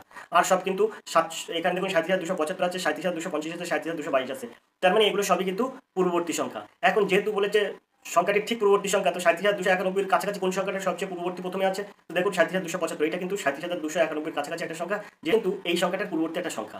এগুলো কিন্তু পূর্ববর্তী সংখ্যা, কিন্তু এটা কিন্তু কাছাকাছি না। যদি এটা না মেলে সেই ক্ষেত্রে আমরা এটাই দেখবো। এবার আমি কি বললাম যে সংখ্যাটি 3 দ্বারা বিভাজ্য হবে সেটা কিন্তু 21 দ্বারা বিভাজ্য। তো 3 দ্বারা বিভাজ্য নিয়ম কি? সংখ্যাগুলোর যোগফল। তো এখানে আমরা সংখ্যাগুলোর যোগফল কি করে পাবো? 7 আর 3 10, 10 আর 2 12, 12 আর 7 19, 19 আর 5 24, আমরা পাচ্ছি কিন্তু সংখ্যাগুলোর যোগফল 24। একে যদি আমরা 3 দিয়ে ভাগ করি তাহলে হয়ে যাবে 8, অর্থাৎ এটা কিন্তু 3 দ্বারা বিভাজ্য। 3 দ্বারা বিভাজ্য অতএব এই সংখ্যাটার পূর্ববর্তী সংখ্যা এটা, যেটা 21 দ্বারা বিভাজ্য হবে। এর দাগ হবে সঠিক উত্তর। আশা করি আপনারা বুঝতে পেরেছেন, হবে এর সঠিক উত্তর। আশা করি অঙ্কটা আপনারা বুঝতে পেরেছেন। চলে যাবো 37 দাগের এই প্রশ্ন আছে এই যে একে মানের ঊর্ধ্বক্রম অনুসারে সাজাও। 2/5, 3/7, 4/9 কে মানের ঊর্ধ্বক্রমে সাজাও। মানের ঊর্ধ্বক্রমে সাজাও বলতে ছোট থেকে বড় হতে হবে, ছোট থেকে আপনার বড় সাজাতে হবে। এখন দেখুন এখানে কোনো ঝামেলা নেই, এখানে কোনো ঝামেলা নেই, তাই আপনি অন্য কোনো নিয়ম করবেন না। যেহেতু এখানে ঝামেলা নেই, কোনো ঝামেলা নেই, শুধু ভগ্নাংশ দেওয়া আছে, তাই আপনি কোনো কিছুতে আপনি কোনো শর্টকাট নিয়ম ধরবেন না। আপনি কি করবেন? আপনি প্লেন কি করবেন, এই যে 5 আছে না, এই 5টা বাদ দেবেন। এই 7 আর 9 আছে, কত? 7 আর 9 গুণ করলে কত হয়? 63। 63কে আপনি 2 দিয়ে গুণ করে দিন, তাহলে হয়ে যাবে কত? 126। তো প্রথমটার মান বের করলাম, 126 হয়ে গেল। এবার এই যে 7টা আপনি বাদ দেবেন, বাদ দিয়ে 5 9 45 আছে না, 45কে আপনি 3 দিয়ে গুণ করুন, তাহলে কত হবে? 45কে 3 দিয়ে গুণ করলে হবে 135। তো আপনি 135। এবার আপনি কি করবেন? এবার আপনি এই 9টা বাদ দেবেন, এই 5 আর এই 7টা গুণ করবেন, 5 7 35, 35কে এই 4টা দিয়ে গুণ করবেন, 35কে 4 দিয়ে গুণ করলে কত হবে? 35কে 4 দিয়ে গুণ করলে কি কত হবে? তো হয়ে যাবে 140। তো আপনারা বুঝতে পারলেন, এটা হলো 126, এটা হলো 135, 140। তো মানের ঊর্ধ্বক্রমে সাজাতে হবে, তার মানে ছোট থেকে বড়তে আমার যেতে হবে। তো দেখুন যেভাবে আছে সেইভাবে কিন্তু ঠিক আছে। এখানে এইটা ছোট আছে, এটা তারপরে বড় আছে, তারপরে এটা বড় আছে, অর্থাৎ 2 এর 5টা ছোট আছে, 3 এর 7টা তার চেয়ে বড় আছে, 4 এর 9টা তার চেয়ে বড় আছে, অর্থাৎ যেটা আছে সেটা ঠিক আছে। তাহলে এখানে দেখুন এই যে এটা সাজানো আছে, বিদ্যা হবে এর সঠিক উত্তর। আশা করি আপনারা বুঝতে পেরেছেন, 37 দাগের সঠিক উত্তর বিদ্যা। আপনারা বারবার করে বলছি এরকম অঙ্ক থাকলে আপনি কোনো ঝামেলা যাবেন না, আপনি প্লেন গুণ করে এটাকে ক্যালকুলেশন করতে পারেন। চলে যাবো আমরা পরের প্রশ্নে। পরের যে প্রশ্ন আছে দেখুন 38 দাগের একটি প্রশ্ন আছে। প্রশ্ন 180 মিটার দৈর্ঘ্যের একটি ট্রেন 67 কিমি পার ঘন্টা বেগে গেল, কত সময় 5 কিমি পার ঘন্টা বেগে বিপরীত অভিমুখে চলমান এক ব্যক্তিকে অতিক্রম করবে? তো আপনারা এখানে দেখতে পাচ্ছেন যে বিপরীত অভিমুখ আছে, তাই আপনারা কি করবেন, যে এটা বলে আপেক্ষিক গতিবেগ। কিমি পার ঘন্টা আছে, এটা আপেক্ষিক গতিবেগ। তো এই আপেক্ষিক গতিবেগ দুটো যোগ করবেন, যোগ করলে কত হয় 67 আর 5 হয় 72। এখন এই যে 72 কিমি পার আওয়ার হয়, একে আপনি কি করবেন মিটার পার সেকেন্ডে প্রকাশ করবেন। তাই কি করবেন 5/18 দ্বিগুণ করবেন, 5/18 দ্বিগুণ করবেন, করলে এখানে 4 8 72, 4 5 20 হয়। তা 20 কি হয় মিটার পার সেকেন্ড হয়। এখন আপনি আপেক্ষিক গতিবেগ কি আছে, আমরা একটা সূত্র জানি, যে সূত্রটার সাহায্যে কিন্তু আমরা 20 মিনিটের একটি চ্যানেলে 20 মিনিটের একটি ভিডিও আছে, সেই ভিডিওতে ট্রেন সংক্রান্ত যাবতীয় অঙ্ক আপনারা এস সমান সমান ডি/টি এই সূত্রে সমাধান করতে পারবেন যদি আপনি ওই ভিডিওটি দেখে থাকেন। তো এস সমান সমান ডি/টি আমরা কীভাবে পাঠাবো? তো দেখুন এস এর মান ইতিমধ্যে আমরা পেয়ে গেলাম 20 মিটার পার সেকেন্ড। তো আমরা সেটাকে দেবো 20, সেটাই দেবো 20 সমান সমান কী হবে ডি/টি। ডি কত 180, তা আপনি এখানে 180 দিন। আর টি কত, টির মানটা আমরা বার করবো, কারণ এখানে দেখুন বলেছে যে চলমান, বলেছে যে কত সময়, এখানে বলেছে কত সময়ে এত কিমি বেগে, তাই সময়টা উত্তর চেয়েছে, টির মানটা আমরা বার করবো। তো এখানে আমরা যদি 20 আর 180 কাটলে এখানে 9 দিতে পারি, আর এখানে 20 1 কে 20 করতে পারি। তো টি 1 কে টি সমান সমান 9 1 কে 9 করতে পারি। তো আপনারা দেখুন টির মান সহজে কিন্তু 9 বার করলাম, অর্থাৎ 9 সেকেন্ড। এখানে দেখুন সিদ্ধাগবের সঠিক উত্তর। আশা করি আপনারা বুঝতে পেরেছেন অবশ্যই। তো আমরা চলে যাবো পরের প্রশ্নে। পরের প্রশ্নটা কি আছে দেখবো। তো এই 39 দাগের প্রশ্ন দেখবো, তবে তার জন্য প্রশ্নটা আমরা একটু উপর দিকে তুলবো। তো চলুন প্রশ্নটা একটু উপর দিকে তুলে নিই। তো 39 দাগের প্রশ্ন কি আছে দেখি। দেখুন a/b সমান সমান 2:3, b/c সমান সমান 4:5, c/d সমান সমান 7:9 হলে a/b c/d কত? তো দেখুন এই অঙ্ক কখনো কখনো বলতে পারি a/d ও কত। তো আপনাদের এটা খুব সুন্দর একটা অঙ্ক দিয়েছে, a/b c/d চারটি কিন্তু বের করে দেখাচ্ছি। যদি আপনার a/d দেয় তাও আপনি বার করতে পারবেন, a/c দিলে বার করতে পারবেন, a/b দিলেও বার করতে পারবেন। অঙ্কটা খুবই সহজ, আপনি অন্য কোনো নিয়মে যাবেন না, যে নিয়মটা আপনাকে দেখাচ্ছি আপনি সেই নিয়মটাই করবেন, দেখবেন সব অঙ্কগুলো সমাধান খুব সহজে করতে পারবেন। এলিবিলি নিয়ম নিয়ে আসলেই কিন্তু আপনি মরবেন, কারণ যখন আপনার অঙ্ক ঘুরিয়ে দেওয়া থাকবে তখন আপনার অসুবিধা হয়ে যাবে, কারণ বেসিকটা আপনি জানেন না। যখন আপনি অন্যান্য চ্যানেলের শর্টকাট মেথড দেখে করছেন তখন কিন্তু আপনার অঙ্ক ঘুরে যাবে। যদি অঙ্কটা মানে এলিবিলিভাবে পড়ে তখন কিন্তু আপনার অঙ্ক সঠিক উত্তর করতে পারবেন না, বেসিকটা জানেন না বলে কিন্তু করতে পারবেন না। তো এখানে বেসিকটাকে শিখে নিন, তারপরে কিন্তু আপনি শর্টকাট নিয়ম করবেন। এখন এখানে আছে a/b সমান সমান 2:3, b/c সমান সমান 4:5, c/d সমান সমান 7:9। এখন আপনি কি করবেন, এই এখানে যে b আছে, এখানে যে b আছে, এই বির মান দুটো একই করবেন। তা আমি কি করব, তো বির মান যদি আমি একই করতে হয় তাহলে দেখুন এখানে আছে কত a/b 2:3। তো সেই ক্ষেত্রে বির মানটা আমার কিন্তু একই করতে হবে। এই এর 4টা এর সাথে গুণ করে দেবো, এই 4টা কিন্তু উভয় পক্ষে গুণ করে দেবো। আর এর যে বির মান 3 আছে, এই 3টা কিন্তু উভয় পক্ষে গুণ করে দেবো। কথা বোঝা গেল? তো সেক্ষেত্রে আমার হয়ে যাবে কি, এখানে কিন্তু 4 দিনও 8 হয়ে যাবে, ইস টু 3 4 12 হয়ে যাবে, অর্থাৎ a/b সমান সমান কত দাঁড়ালো 8:12, b/c সমান সমান কত দাঁড়াচ্ছে 12 কত হচ্ছে 3 5 15। তো 8:12 হচ্ছে, 12:15 হচ্ছে। তো দেখুন বির মান কিন্তু উভয় জায়গায় 12 পেয়েছি, তাই আমি এখান থেকে সরাসরি লিখতে পারি a/b/c সমান সমান 8:12:15। এটা কিন্তু লিখতেই পারি। এখন এবারে সির মান কত দাঁড়িয়েছে 15, কিন্তু এখানে c/d আছে কত 7। দেখুন এখানে কিন্তু 7 আছে আর এখানে আছে 15। তাই আপনাকে কি করতে হবে, আপনার ঠিক এটাই আনতে হবে, যেটা সিটা এবার মেলাতে হবে ঠিক করে। সির মানটা আমার ঠিক ঠিক করবো, সির মানটা আমি আবার সির মানটা এবার ঠিক করবো। সির মানটা কীভাবে ঠিক করবো, এর 7টা এর সাথে গুণ করে দেবো, 15টা এর সাথে গুণ করে দেবো। সেই ক্ষেত্রে কী হবে, 7 যদি গুণ করি তাহলে 7-এর সঙ্গে 8 গুণ করলে কত হবে 7 8 56 ইস টু 7 12 84 ইস টু 7 15 105। ঠিক, আবার এবার এই পুরোটা যদি আমি এর সাথে গুণ করি তাহলে কী হবে, এই 7 15 105 আর 9 15 135। এই পুরোটা কিন্তু এই 7 আর 9-এর সাথে গুণ করছি, 9 15 135। তাহলে দেখুন আমরা কি পাবো, a/b/c/d মান কত পাবো। তো a/b/c মান দাঁড়াবে কিন্তু তখন 56:84 105। দুই ক্ষেত্রে 105 আছে, তাই আমরা 105 নেব সির মান। 56:84 105 কত 135। তাহলে a/b/c/d মান বেরিয়ে গেল। তো আমরা দেখবো কোথায় আছে, এই দেখুন 56:84 105 135। দেখুন এই প্রথমটা আছে, তো এর একটা আমরা সঠিক উত্তর বলবো। আশা করি আপনারা বুঝতে পেরেছেন। তো এইভাবে কিন্তু এই অঙ্কগুলো সহজে সমাধান করা যায়। আপনি সবসময় বি মেলাবেন আর সি মেলাবেন, পরে এটা দেখবেন যে কাটাকুটি করে ছোটো করা যাচ্ছে কিনা। তো যেহেতু এখানে কাটাকুটির কোনো মানে প্রয়োজন নেই, তাই একটা কিন্তু মানটা বেরিয়ে গেল। চলে যাবো আমরা চলি দেখেন এই প্রশ্নে। প্রশ্ন আছে একই দৈর্ঘ্যের একটি মেল ট্রেন ও একটি লোকাল ট্রেন একই সময়ে একটি স্টেশন থেকে একই অভিমুখে সন্ত্রাল লাইনে যাত্রা শুরু করলো। মেল ট্রেনটির গতিবেগ 50 কিমি পার ঘন্টা। 30 মিনিট পর মেল ট্রেনটি লোকাল ট্রেনের অপেক্ষা 5 কিমি এগিয়ে গেলে লোকাল ট্রেনের গতিবেগ কত? তো আমরা কি বলেছি সবসময় একই দিকে গেলে তারা বিয়োগ হয়ে যাবে, এই একই দিকে গেলে তারা বিয়োগ হয়ে যাবে। তাই এখানে আমি বলছি লোকাল ট্রেনের গতিবেগটা আমরা ধরছি, কত ধরবো এক্স কিমি পার ঘন্টা। সেই ক্ষেত্রে আমরা যদি একটু উপরের দিকে তুলে নিই, তুলে যদি দেখি তাহলে জায়গাগুলো পেয়ে যাবো। তো আর একটু ছোটো করে নিই আমরা, এটা দেখুন এখানে একটু জায়গা পেয়েছি। এখন এইখানে আমি বলতে পারি যে যদি এখানে বলছে লোকাল ট্রেনের গতিবেগ কত, তো আমরা এটা এক্স কিমি পার ঘন্টা ধরলাম লোকাল ট্রেনের গতিবেগ। এবার আপনি কী করবেন, এবার আপনি সহজে এটা সমাধান করবেন। এস সমান সমান ডি বাই টি, এই সূত্রে আপনি সমাধান করবেন। এস সমান সমান ডি বাই টি। এস এর মান কত? এস এর মান এদিকে আপনি ট্রেনের গতিবেগ 50 কিমি পার ঘন্টা, একটা ট্রেনের গতিবেগ 50 কিমি পার ঘন্টা আর একটা ট্রেনের গতিবেগ x কিমি পার ঘন্টা, যেহেতু ওরা একই দিকে যাচ্ছে তাই আমরা এটা বিয়োগ করবো। তো 50 বিয়োগ x কিমি পার ঘন্টা, যেহেতু ওখানে থাকলো এস এর মান। আর ডির মান কত বলছে? 5 কিমি এগিয়ে গেল তো 5 দেবো। আর টির মান কত? টির মান এখানে 30 মিনিট আছে, 30 মিনিটটাকে আমরা হাফ ঘন্টা করবো, 1-2 ঘন্টা। তো আমরা এখান থেকে খুব সহজে কী বার করতে পারি? 50 মাইনাস এক্স সমান সমান এই দুইটা উপরে চলে যায়, তো এটা সমান সমান 10 হয়ে যায়। মাইনাস এক্স সমান সমান কী হবে? এই 10 আর 50 হয়েছে গেলে বিয়োগ 50। তো এই মাইনাস এক্স সমান সমান কী করতে পারি? মাইনাস 40 করতে পারি। তো এই মাইনাস কেটে গেল, অর্থাৎ এক্স সমান সমান 40। তো এর সঠিক উত্তর কী হবে? বিদ্যা হবে সঠিক উত্তর, 40 কিমি পার ঘন্টা। আশা করি আপনারা বুঝতে পেরেছেন, বিদ্যা হবে এর সঠিক উত্তর। তো আমরা এবার 41-এর এই অঙ্কটি দেখবো। তো এই অঙ্কটি দেখবো, তবে তার আগে আমি প্রশ্নটা একটু উপর দিকে তুলবো। তো অ্যাকচুয়ালি দেখে অঙ্ক আছে, দেখুন কত সুন্দর একটি অঙ্ক আছে। এখানে অ্যাকচুয়ালি দেখে অঙ্ক আছে 5টি ধনাত্মক ক্রমিক সমানুপাতিক সংখ্যা প্রথম ও তৃতীয় 3 এবং 12, প্রথম ও তৃতীয়টি 3 এবং 12 হলে বাকিগুলো কী কী? তো খুব সুন্দর অঙ্ক। এই অঙ্কগুলো আপনি কীভাবে সমাধান করবেন? তো আপনি মনে করবেন প্রথম সংখ্যা কত দেওয়া আছে? 3। তো আপনি প্রথম সংখ্যা 3 মনে করলেন, তারপরের সংখ্যাটা মনে করলেন আপনি এ মনে করলেন। তারপরে এটা প্রথম গেল, দ্বিতীয় সংখ্যা এ গেল, তারপর তৃতীয় সংখ্যা আছে 12, তো আপনি 12 দিলেন। তাহলে প্রথম দ্বিতীয় হয়ে গেল। চতুর্থ সংখ্যাটা আপনি মনে করুন বি, আর পঞ্চম সংখ্যাটা মনে করুন আপনি সি।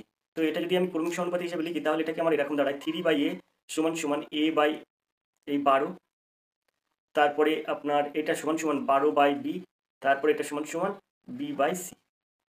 যেহেতু এটা ক্রমিক সমানুপাতি তাই আমি এটা লিখতে পারি। এবারে এখান থেকে আমরা এই প্রথম এই দুটো থেকে আসবো আমরা।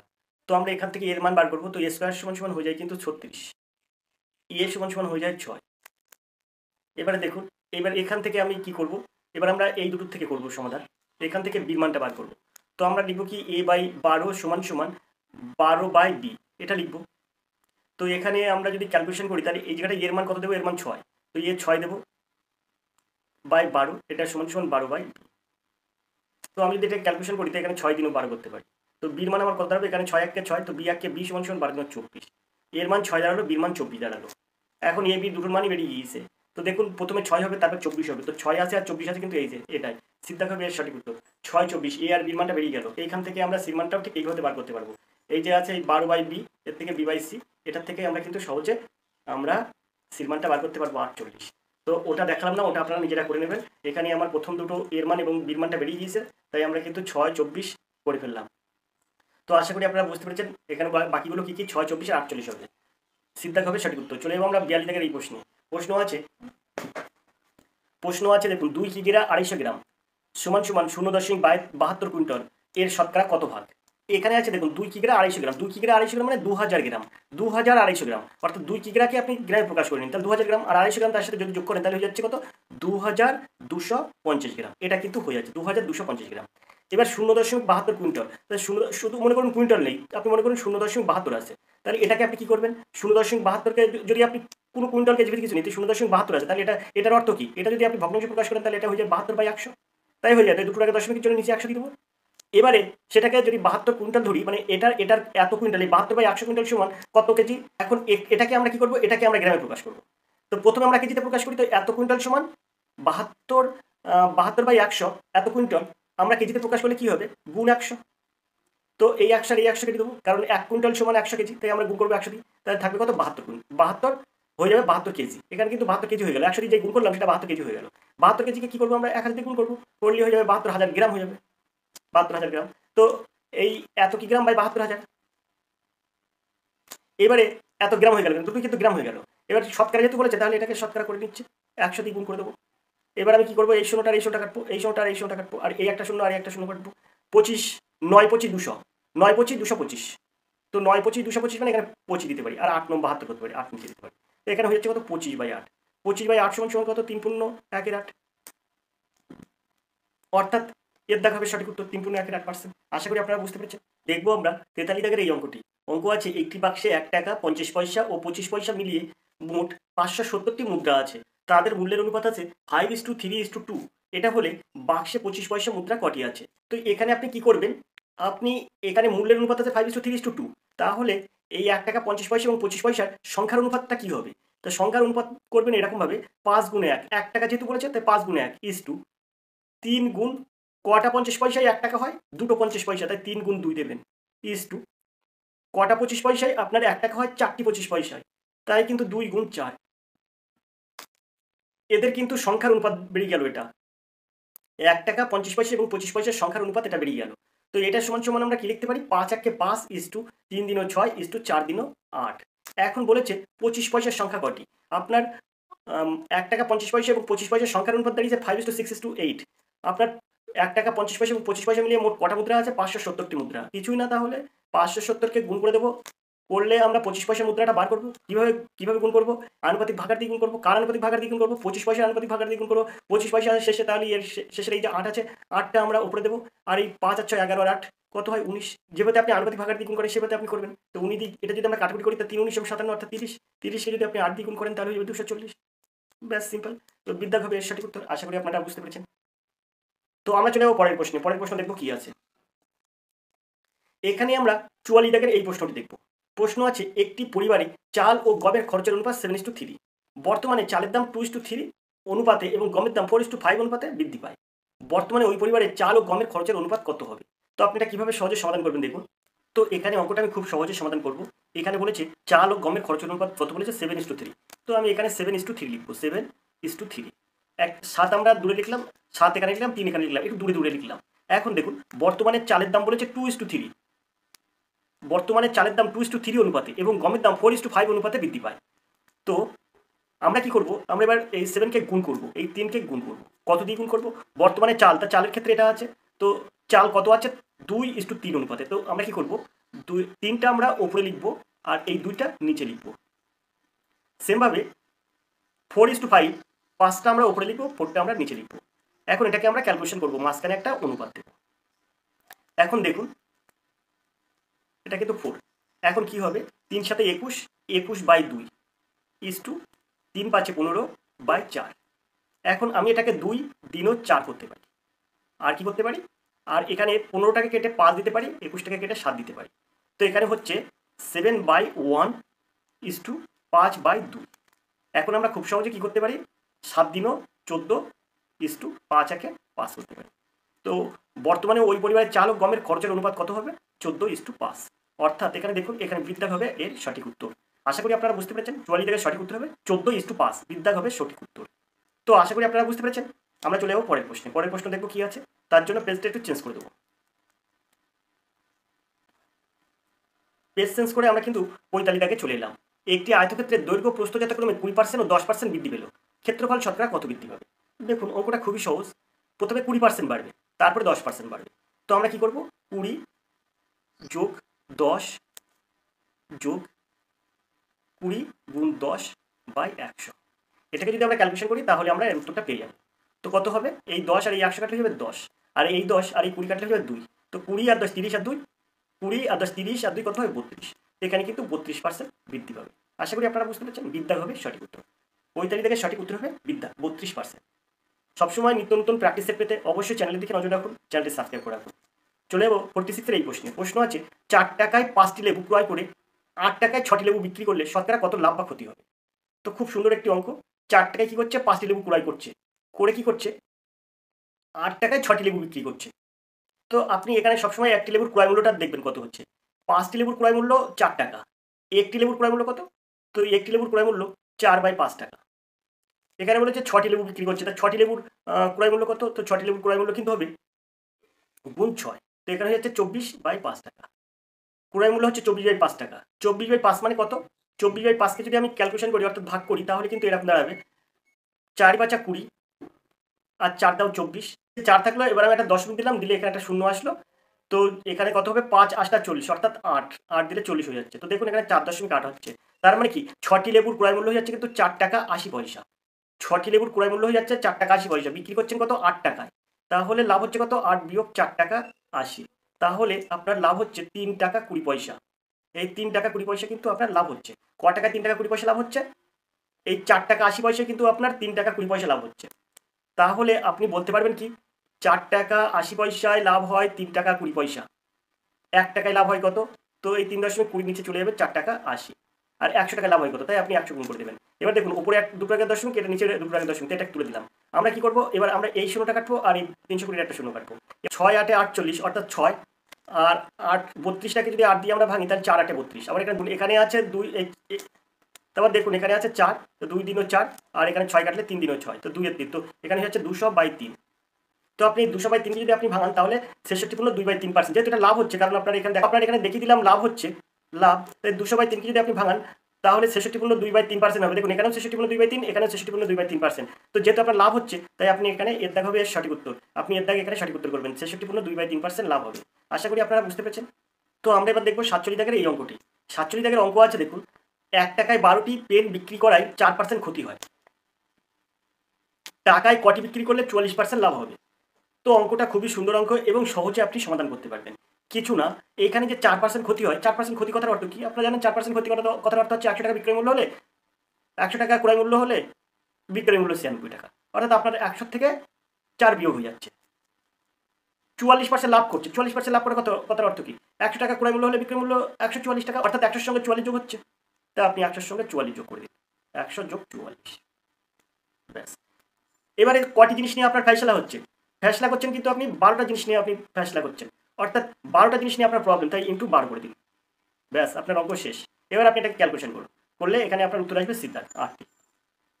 এখানে আসবে দেখুন 96 গুণ ওপরে 12 থেকে যাবে, এটা উপরে থাকতে তাই গুণ একবার দিয়ে দিলাম, আর এই 144 নিচে এসে যাবে। তো এখানে 12 সঙ্গে 144 কাটুন, 12 হয়ে যাবে, 12 সঙ্গে 96 কাটুন, তাহলে 8 12 96 যাবে 8টি। আশা করি আপনারা বুঝতে পেরেছেন, খুব সহজ এসব অঙ্ক সমাধান করে। চলুন চলে যাই আমরা পরের প্রশ্নে, অর্থাৎ 48 দাগের প্রশ্নে। 48 দাগের প্রশ্ন কি আছে দেখবো, তবে দেখতে গেলে আমরা প্রশ্নটা একটু উপরের দিকে তুলতে, তো আমরা পাশে একটু জায়গা করে নিলাম, আমরা দেখবো 48 দাগের এই প্রশ্নটি। 48 দাগের প্রশ্ন আছে দেখুন, 10টি টিউবলাইট দৈনিক 12 ঘন্টা করে 30 দিন জ্বালালে মোট 800 টাকা ইলেকট্রিক বিল আসে। 20টি টিউবলাইট প্রত্যেক 10 ঘন্টা করে 45 দিন জ্বালালে কত টাকা বিল আসবে? তো দেখুন এই অঙ্কটা আমরা দৈনিক শ্রমিকের যে অঙ্কগুলো আছে যেভাবে সমাধান করি সেইভাবে সমাধান করবো, অর্থাৎ দৈনিক এত ঘন্টা করে কাজ করলে এতজন করতে পারে, এরকম কিছু অঙ্ক থাকে না, সেইভাবে আমরা এই অঙ্কটা সেইভাবে ওই সূত্রের সাথে সমাধান করবো। সূত্রটা হচ্ছে, আপনারা নিশ্চিত জানেন, আমার ক্লাস যদি করে থাকেন তাহলে অবশ্যই সূত্রটা জানেন, M1 D1 T1 by W1 সমান সমান M2 D2 T2 by W2। এই সূত্রটা ধরে কাজে লাগাবো, এই সূত্রটাই আমরা কাজে লাগাবো। W1 মানে কত টাকা বিল হলো, W2 মানে কত টাকা বিল হবে। এবারে আপনি সূত্র করুন, M1 মানে কটা লাইট, কটা টিউবলাইট, 10টি টিউবলাইট, তো আপনি এখানে 10 দিন, ইন্টু দিন কত, দিন আছে আপনার 30 দিন, তো আপনি এখানে 30 দিন, ইন্টু T1 সময় কত 12 ঘন্টাতে আপনি এখানে 12 দিন, ব্যাস। এবার এত বাই W1 মানে 800 টাকা বিল হয়েছে সেটা দিন। এইটা সমান সমান M2 D2 T2, M2 অর্থাৎ 20টি টিউবলাইট 20 দেবো, ইন্টু D অর্থাৎ দিন সংখ্যা কত 45 দিন, তো আমি এখানে 45 দেবো, গুণ এখানে T2 T অর্থাৎ সময় 10 ঘন্টা করে, দেখতে পাচ্ছেন, তো এখানে আমরা 10 দেবো, বাই দেবো, বাই কি বলেছে W2, তো W2 বলে কত টাকা বিল হবে, তাই আমরা মনে করছি X টাকা বিল হবে, ব্যাস। এবার আপনি এটা ক্যালকুলেশন করুন, খুব সহজেই ক্যালকুলেশন হয়ে যাবে, সুন্দরভাবে ক্যালকুলেশন হয়ে যাবে। দেখুন কীভাবে ক্যালকুলেশন করছি, এই জায়গায় এই 10 আছে, এই 10 আর এই 10 আপনি কেটে দিন, এই যে 20 আছে, এই যে 20 আছে, এই 20কে আপনি 12 সাথে কাটুন, 6 দিনও 12 দিন আর 10 দিনও 20 দিন, এই 10কে আপনি 30 দিয়ে কাটুন, 3 10কে 30 করুন, আর এই 3কে আপনি এই 45-এর সাথে কাটুন, 3 15 45 দিন, 6কে আপনি 3 দিয়ে কাটুন, 3 দিনও 6, আর 15টাকে আপনি 3 দিয়ে কাটুন, 3 5 15। এবার আপনি কি করবেন, এই 2কে এই 800 কাটবেন, কাটলে কত হবে 400। এবার এখানে কিছু নেই, মানে 1 আছে, তো 1কে x দ্বারা গুণ করুন, x কে x, আর এই 400কে 5 দ্বারা গুণ করুন, উপরে তো 5 আছে, এখানে 4 500 2000, 400কে 5 দিয়ে গুণ করলে 2000 হয়, তো হয়ে যাবে 5 400 2000, অর্থাৎ x এর মান হয়ে যাবে 2000 টাকা বিল হবে। বলছে কত টাকা বিল হবে, 2000 টাকা বিল হবে, অর্থাৎ বিদ্যা হবে সঠিক উত্তর। আশা করি আপনারা বুঝতে পেরেছেন, 48 টাকা সঠিক উত্তর হবে কিন্তু বিদ্যা। দেখবো আমরা 49-এর এই অঙ্কটি, তো 49 দাগের অঙ্ক দেখবো। 49 দাগের অঙ্ক আছে 2300 টাকা 100 জন ছাত্রছাত্রীর মধ্যে এমনভাবে ভাগ করে দেওয়া হলো যাতে প্রত্যেক ছাত্র 25 টাকা এবং প্রত্যেক ছাত্রী 20 টাকা পেল। ছাত্র ও ছাত্রীর সংখ্যা নির্ণয় করুন। তো ছাত্র এবং ছাত্রীর সংখ্যা নির্ণয় করো, তো ছাত্রছাত্রীর সংখ্যা এই অপশনগুলোর মধ্যে দেওয়া আছে, কিন্তু নিচের এই অপশনগুলোর মধ্যে দেওয়া আছে। তো এই অঙ্কটা আমি নিমেষে সহজে সমাধান করব এবং মুখে মুখে সমাধান করব। দেখুন কিভাবে আপনি সহজে সমাধান করতে পারেন, মুখোমুখি সমাধান হয়ে যাবে। এখন ব্যাপার বলেছে, এখন প্রশ্নে বলেছে কিন্তু 100 জন ছাত্রছাত্রী, আর এখানে উত্তর চেয়েছে ছাত্রছাত্রীর সংখ্যা নির্ণয় করুন। তো 100 জনের মধ্যে কতজন ছাত্র আছে কতজন ছাত্রী আছে আপনার সেটা নির্ণয় করতে হবে।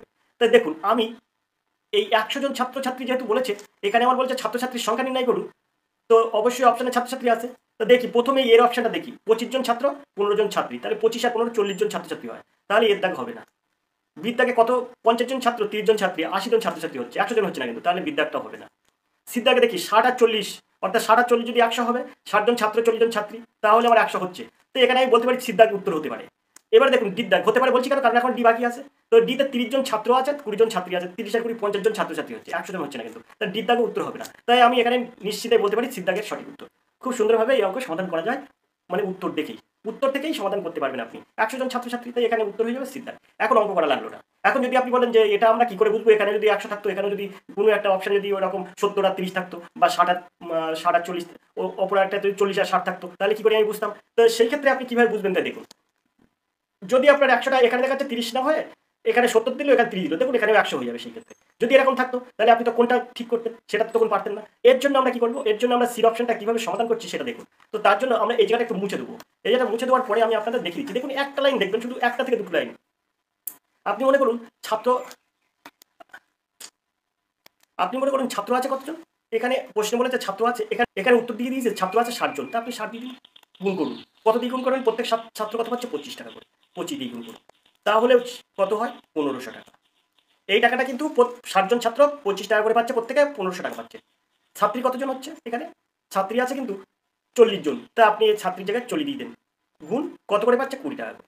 এখানে 20 দিয়ে দেন, তাহলে দেখুন 800 হয়ে যাচ্ছে। এই দুটো যোগ করুন, দেখুন 60 আর 40, 100 জন ছাত্রছাত্রী 2300 টাকা পাচ্ছে। দেখুন 2300 টাকা পাচ্ছে। আপনার মোট টাকা কত? 2300। অর্থাৎ আপনি সহজেই বুঝতে পারলেন যে 49 দাগের সঠিক উত্তর হবে সিদ্ধাক। আশা করি অঙ্কটা আপনারা বুঝতে পেরেছেন। চলে যাবো আমরা পরের প্রশ্ন দেখবো কি আছে। 50 দাগের প্রশ্ন। একটি বাঁশের 1/4 অংশ লাল রং এবং 1/5 অংশ সবুজ করা হলো। বাকি অংশের দৈর্ঘ্য 121 সেন্টিমিটার হলে সম্পূর্ণ বাঁশের দৈর্ঘ্য কত? তো দেখুন এই অঙ্কটা আপনি কিভাবে সহজে সমাধান করবেন দেখুন। এই জায়গা আছে 1/4 অংশ লাল আর 1/5 অংশ সবুজ। তো মোট বাঁশ আমার 1 অংশ।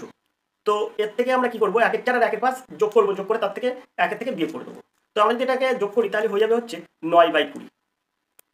9/20 অংশ হয়ে যাবে। এখান থেকে যদি আমরা মানে বিয়োগ করি তাহলে খুব সহজেই আমরা পেতে পারি 11/20। এই 11/20 অংশ কিন্তু কোথায় আছে? 11/20 অংশ কিন্তু বাকি অংশের দৈর্ঘ্য। সবুজ আর লাল রং বাদ দিয়ে বাকি অংশের দৈর্ঘ্য 11/20 অংশ।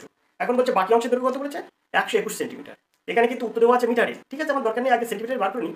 তো 11/20 এটা সমান আমি বলতে পারি 121, কারণ আমাদের হিসাবে 1 অংশ ধরে বাকি আছে 11/20 অংশ রং করতে বাকি আছে, এখানে বাকি আছে কত? 121। তা আমরা সেটা দেবো, আমাদেরটা সমান হয়ে গেল। এবার বলছে সম্পূর্ণ বাঁশের দৈর্ঘ্য কত? তো 11/20 অংশ সমান 121 মিটার। তাহলে 1 অংশ সমান কত? 1 অংশ সমান কি হবে? এই 121 ইন্টু 20টা উপরে চলে যাবে, 11টা নিচে চলে আসবে। তো এই 11 11 121, তো হয়ে যাবে 11 × 22 220। 220 এটা কি হলো? সেন্টিমিটার। তো সেন্টিমিটার থেকে মিটারে প্রকাশ করতে গেলে 2 দশমিক আগে চলে আসে, তো এখানে হয়ে যাবে। তো 2 দশমিক সমান কি হবে? সমান 2.2 মিটার। অর্থাৎ এর দাগ হবে সঠিক উত্তর। আশা করি অঙ্কটা আপনারা বুঝতে পেরেছেন। তো এরপরে যে 51-এর অঙ্ক আছে, এখান থেকে বাকি অঙ্কগুলো কিন্তু আজকের ভিডিও করবো না, এইবার দিন কিন্তু রিজনিং যখন করবো তখন এই অঙ্কগুলো আপনাদের সমাধান করে দেবো। তো এই 4টি অঙ্ক আগামী ভিডিওতে আমি দেখাবো রিজনিং এর সাথে। আর যদি আপনারা মনে করেন এই অঙ্কগুলো করতে পারবেন, তো স্ক্রিনশট নেবেন, স্ক্রিনশট নিয়ে এই অঙ্কগুলো অবশ্যই করবেন, করে অবশ্যই কমেন্ট করবেন যে এখান থেকে 54 পর্যন্ত উত্তর আপনাদের কি আসলো। তো এখানে 60 দাগ পর্যন্ত কিন্তু অঙ্ক ছিল, আমরা জুম করে বড় করে দেখি 100টি দাগ থেকে কিন্তু রিজনিং। তো আমরা আজকে রিজনিংয়ের এই ভিডিওটি দেখব। ওয়েস্ট বেঙ্গল পুলিশ পরীক্ষার জন্য কিন্তু খুবই গুরুত্বপূর্ণ। তো আমরা প্রথম যে প্রশ্নটা আছে সেই প্রশ্নটা দেখব। 100টি দাগের প্রশ্ন দেখব, 100টি দাগের রিজনিংটা কী আছে আমরা দেখব। তো এখানে 100টি দাগের প্রশ্ন আছে, দেখুন যদি কোনো সাংকেতিক ভাষায় টিচারকে লেখা হয় VGCEJGT, তাহলে চিলড্রেনকে কী লেখা হবে? তো দেখুন এইটা খুবই সহজ। এখানে আপনি মনে করুন প্রথমে টি আছে আর এখানে ভি আছে প্রথম। তো দেখুন টি এখানে ভি, তো টি আর ভির মাঝখানে কিন্তু একটা লেটার ভাগ, টির পরে ইউ তারপরে ভি। ঠিক এখানে সির পরে একটা লেটার বাদ দিয়ে পরের লেটারটা কী হবে? সির পরে ডি বাদ দেবেন, ই আনবেন, তো ই হবে প্রথমে। তো আপনি এখানে সির নিচে সোজাসুজি লিখে রাখলেন ই। এবার আপনার এখানে আসবে, এখানে আসছে ই, ইর পরে এখানে জি। তো দেখুন ইর পরে এফ, এফের পরে জি, তার মানে একটা লেটার। ঠিক এখানে এইসের পরে আই, আয়ের পরে জে, একটা লেটার। তাই ইর পরে জে হলো। এবার আপনি আসুন এই এর ক্ষেত্রে, এখানে আমার কিন্তু ছি হয়ে গেছে, এইস হয়ে গেছে। এবার আমি আইতে যাবো, তো আমি এখানে টি হয়ে গেছে, ই হয়ে গেছে। এবার এতে আসুন, এর সঙ্গে কি হবে? এর সঙ্গে সি হবে। তো এ বি সি একটা লেটার, কিন্তু একটা লেটার পরে কিন্তু সি আসছে। ঠিক এমন এখানে আয়ের পরে একটা লেটার বাদ দেবো, আয়ের পরে যে বাদ দেবো, কে নিয়ে আসবো। তো কে, এখানে দেখুন সি আছে, সির পরে ডি বাদ দিয়ে এখানে ই আছে। সেম এখানেও আমরা যাব, আই আমাদের হয়ে গিয়েছে। এবার এল, এলের পরে কি হবে? এলের পরে এম বাদ দিয়ে এন। সেমভাবে এইস, এখানে জে আছে, এইস আই জে। সেম এখানে ডি পরে ই বাদ দিয়ে এফ। যে পর্যন্ত আমরা লিখলাম সেই পর্যন্ত আমরা মিলিয়ে রাখবো অপশানগুলোতে আছে কিনা। ই জে, তারপরে আছে কে, ই জে কে, ই জি কে আছে যে না, কিন্তু তাহলে এটা হবে না, বিদ্যাকটা হবে না, এটা তবু এটা কিন্তু এখন আছে। তারপরে এখানে দেখুন ই জি কে, তারপরে ই জি কে, তারপরে আছে এন, তো কের পরে এন আছে সবার, এখানেও এন আছে, তারপরে আছে এফ, তো এর ই আছে, তার মানে এটাও হবে না, এরও এফ আছে, এরও এফ আছে। এবার আমি এই দুটোর মধ্যে দেখব, তো এই দুটোর মধ্যে একটা শেষে আছে পি আর একটা আছে শেষে ও। আমি আর বেশি যাবো না, এবার এই শেষে এখানে আর আছে, আর এখানে টি আছে, তো আর এস টি, অর্থাৎ একটা লেটার বাদ দিই। ঠিক, আমরা এন এর পরে এন ও পি, তার মানে পিটা হবে, জাস্ট এটা হবে এর সঠিক উত্তর, ডিদ্দাগ হবে এর সঠিক উত্তর। আশা করি আপনারা বুঝতে পেরেছেন। চলে যাবো আমরা 62 দাগের এই প্রশ্নে। 62 দাগের প্রশ্ন আছে, দেখুন নিচের শ্রেণীতে ভুল সংখ্যাটি নির্ণয় করুন। 12, 36, 17, 54, 27, 81। তো এখানে 12কে আপনি 3 দিয়ে গুণ করুন, দেখুন 3 12 36 আসছে। 17কে 3 দিয়ে গুণ করুন, তো হয়ে যাবে কিন্তু 51, কিন্তু আসছে এখানে 54। এখানে দেখি 27কে 3 দিয়ে গুণ করুন, 81 হয়ে যাবে, তো এখানে 81 আছে। তো এখানে 36 আছে, এখানে 36 হবে, এখানে 36 আছে, এখানে 81 হবে, 81 আছে, কিন্তু এখানে কিন্তু 51 হবে, আছে 54, তার মানে এটা ভুল আছে। তো ভুল সংখ্যাটি নির্ণয় করুন, তো ভুল সংখ্যাটি অবশ্যই 54, এটা ভুল সংখ্যা, তো অর্থাৎ সিদ্ধা হবে সঠিক উত্তর। আশা করি আপনারা বুঝতে পেরেছেন। এবার আমরা চলে যাবো 63 দাগের প্রশ্নে, তার জন্য প্রশ্নটা একটু উপরের দিকে তুলব। 63 যে প্রশ্নটা আছে, দেখুন সঠিক বিকল্প দ্বারা শ্রেণীটি সম্পূর্ণ করুন। এখানে আছে ব্রাজিল, রাশিয়া, তারপর একটা জিজ্ঞাসা চিহ্ন চীন, দক্ষিণ আফ্রিকা। তো এটা কিন্তু খুব সুন্দর একটা প্রশ্ন। এখানে এই অপশানে, এই জিজ্ঞাসা চিহ্ন অপশানে কী বসবে, এই অপশানের মধ্যে জিজ্ঞাসা চিহ্ন স্থানে কী বসবে। তো আপনারা অবশ্যই এই কথাটার নাম শুনেছেন, অবশ্যই আপনারা এই কথাটার নাম শুনেছেন, BRICS, অর্থাৎ ব্রিক্স। ব্রিক্সের নাম শুনেছেন অবশ্যই আশা করি। তো এই G20 সম্মেলনের দেশ এগুলো, তো এগুলোই মেন দেশ। তো BRICS অর্থাৎ B for Brazil, R for Russia, I for India, India অর্থাৎ ভারত, জিজ্ঞাসা চিহ্নের স্থানে কিন্তু ইন্ডিয়াটা দেয়নি। চি ফর চায়না অর্থাৎ চীন, আর এস ফর সাউথ আফ্রিকা, দক্ষিণ আফ্রিকা। তো এখানে মিটে গেল, এখানে আইটা কিন্তু দেয়নি, এখানে ইন্ডিয়া যেটা ভারত হবে সেটা কিন্তু দেয়নি। তাই আমরা দেবো এখানে এর দাগের সঠিক উত্তর, এখানে জিজ্ঞাসা চিহ্নের স্থানে হবে ভারত। আশা করি আপনারা বুঝতে পেরেছেন। চলে যাবো আমরা 64 এই প্রশ্নে। নিচে প্রশ্নে 4টি বিকল্প আছে, যাদের মধ্যে 3টি একইভাবে সম্পর্কিত এবং একটি আলাদা। শব্দটি নির্ণয় করুন। এখানে আছে বিভ্রান্তি, বিভ্রম, শনাক্ত, অলিক কিছুর ওপর বিশ্বাস। তো এখানে এই বিভ্রান্তি, বিভ্রম, অলিক কিছুর ওপর বিশ্বাস এগুলো সব একই, শুধু এই শনাক্তকরণ এটা কিন্তু শুধু আলাদা। এখানে বলছেন একটি আলাদা, আলাদা শব্দটি নির্ণয় করুন, এই শনাক্ত, সিদ্ধাক হবে সঠিক উত্তর, এটা কিন্তু আলাদা। আর এগুলো কিন্তু সব ভুল, বা এ দেখুন অলিক কিছুর উপর বিশ্বাস, মানে ভুল ত্রুটি যেগুলো সেগুলো এখানে বোঝায়, কিন্তু শনাক্তকরণ এটা কিন্তু ফুল আলাদা, মানে আলাদা শব্দ, অতএব সিদ্ধাক হবে সঠিক উত্তর। আমরা চলে যাবো পরের প্রশ্নে, অর্থাৎ 65 দাগের প্রশ্ন দেখবো। তো 65 দাগের প্রশ্ন দেখার জন্য আমরা পেজটা একটু চেঞ্জ করবো। তো চলুন পেজ চেঞ্জ করে পরের পেজে চলে যাই। 65 দাগের প্রশ্ন কী আছে দেখি। তো আমরা পেজ চেঞ্জ করে চলে এলাম পরের পেজে। 65 দাগের প্রশ্ন আছে, দেখুন বক্তব্যের উপর নির্ভর করে কোন ধারণার উপনীত হতে পারি তাই স্থির করো। বক্তব্য আছে দরিদ্রতা হলো সামাজিক ব্যাধির লক্ষণ এবং ফলাফল দুটোই। ধারণা কি আছে? 1-এর দাগে আছে দরিদ্রতা হলো এক ধরনের সামাজিক ব্যাধি, 2-এর দাগে আছে দরিদ্রতা সামাজিক ব্যাধির সাথে সম্পর্কিত। তো এখানে দেখুন, এখানে এই যে অপশান আছে শুধুমাত্র এক সঠিক, অর্থাৎ দরিদ্রতা হলো এক ধরনের সামাজিক ব্যাধি। আর এবার বির অপশন আছে শুধুমাত্র 2 সঠিক, দরিদ্রতা সামাজিক ব্যাধির সাথে সম্পর্কিত। এটা তো অবশ্যই ঠিক, দরিদ্রতা সামাজিক ব্যাধির সাথে সম্পর্কিত। 1 এবং 2 দুটোই সঠিক, 1 এবং 2 দুটোই কিন্তু সঠিক নয়, কোনোটিই সঠিক নয়। তো দুটো তো সঠিক, এর মধ্যে কিন্তু এই 2-এর দাগটা হবে সঠিক, দরিদ্রতা সামাজিক ব্যাধির সাথে সম্পর্কিত, অর্থাৎ বিদ্যাগ হবে সঠিক উত্তর, শুধুমাত্র 2-এর দাগ সঠিক উত্তর। আমরা চলে যাবো পরের প্রশ্নে। 66 দাগের প্রশ্নটা আছে, দেখুন কত সুন্দর একটা প্রশ্ন আছে, সঠিক সম্পর্কযুক্ত সংখ্যাটি নির্ণয় করুন। এখানে আছে 16, 40, এখানে আছে 20, এখানে জিজ্ঞাসা চিহ্ন। তো আপনি এখানে কি দেবেন? তো এখানে দেখুন, এই জায়গায় 16কে 5 দিয়ে গুণ করুন, 5 16 80 হয়, 80কে আপনি 2 দিয়ে ভাগ করুন, তাহলে হয়ে যাবে 40, সেই 40টা এখানে বসিয়েছে। এখানে 20কে আপনি 5 দিয়ে গুণ করুন, তাহলে হয়ে যাবে 100, 100কে আপনি 2 দিয়ে ভাগ করুন, তাহলে এখানে হয়ে যাবে 50। তো জিজ্ঞাসা চিহ্নের স্থানে 50 বসবে, সিদ্ধাক হবে সঠিক উত্তর। আশা করি আপনারা বুঝতে পেরেছেন। চলে যাবো 67 দাগের এই প্রশ্নে। নিচের বিকল্পগুলি থেকে কোন অক্ষর সমষ্টি অন্যদের থেকে আলাদা নির্ণয় করুন। তো এর মধ্যে কোন অক্ষরের সমষ্টি অন্যদের থেকে আলাদা? তো এইখানে আপনারা এই ইংরেজিতে 26টা লেটার আছে, দেখবেন এখানে এই মানে আর এর মানটা কত, 26টা লেটারের মধ্যে কোন 26টা লেটার আছে, তো এখানে কত নম্বর লেটার কিন্তু এই আর, কত নম্বর লেটার জি, কত নম্বর লেটার টি, কত নম্বর লেটার এফ। তো আপনারা এটা এখানে আপনারা তৈরি করবেন বলতে আমরা যদি এরকম করি A B C D E F, তারপরে জি, এইচ 1 2 3 4 5 6 7 8, এইচের পরে আই দিলাম, এবারে জে, তারপরে কে, তারপরে L, M N O P Q R দিলাম, তারপরে S T U V W X Y Z. 1 2 3 4 5 6 7 8 9, 3 9 27 থেকে এই একটা ঘর কিন্তু আমি বসাইনি, তাহলে 26টা আমার হয়ে গেল। এখন এই 26টা লিটারে এখানে আর এর মান কত? তো এই হচ্ছে 9 আর এই আর হচ্ছে 18 নম্বরের মাথায়। তো আমি এই জায়গাটায় যোগ করব 18, তারপরে যোগ জির মান কত? জির মান আছে 1, জির মান আছে কিন্তু 7-এর মাথায়, তো 7, জির মান 7, তারপরে প্লাস টির মান কত? তো 20, টির মান হয়ে যাবে 20, তারপরে যোগ এফের মান কত? তো এফের মান আছে কিন্তু 6। তো এখানে হচ্ছে কত? 18 আর 7 25, 25 আর 20 45 আর 6 51, 51। এবার আমরা এটা দেখব এম এর মান কত? এম এর মান আছে কিন্তু 9 10 11 12 13, এম এর মান 13, যোগ এল এর মান কত?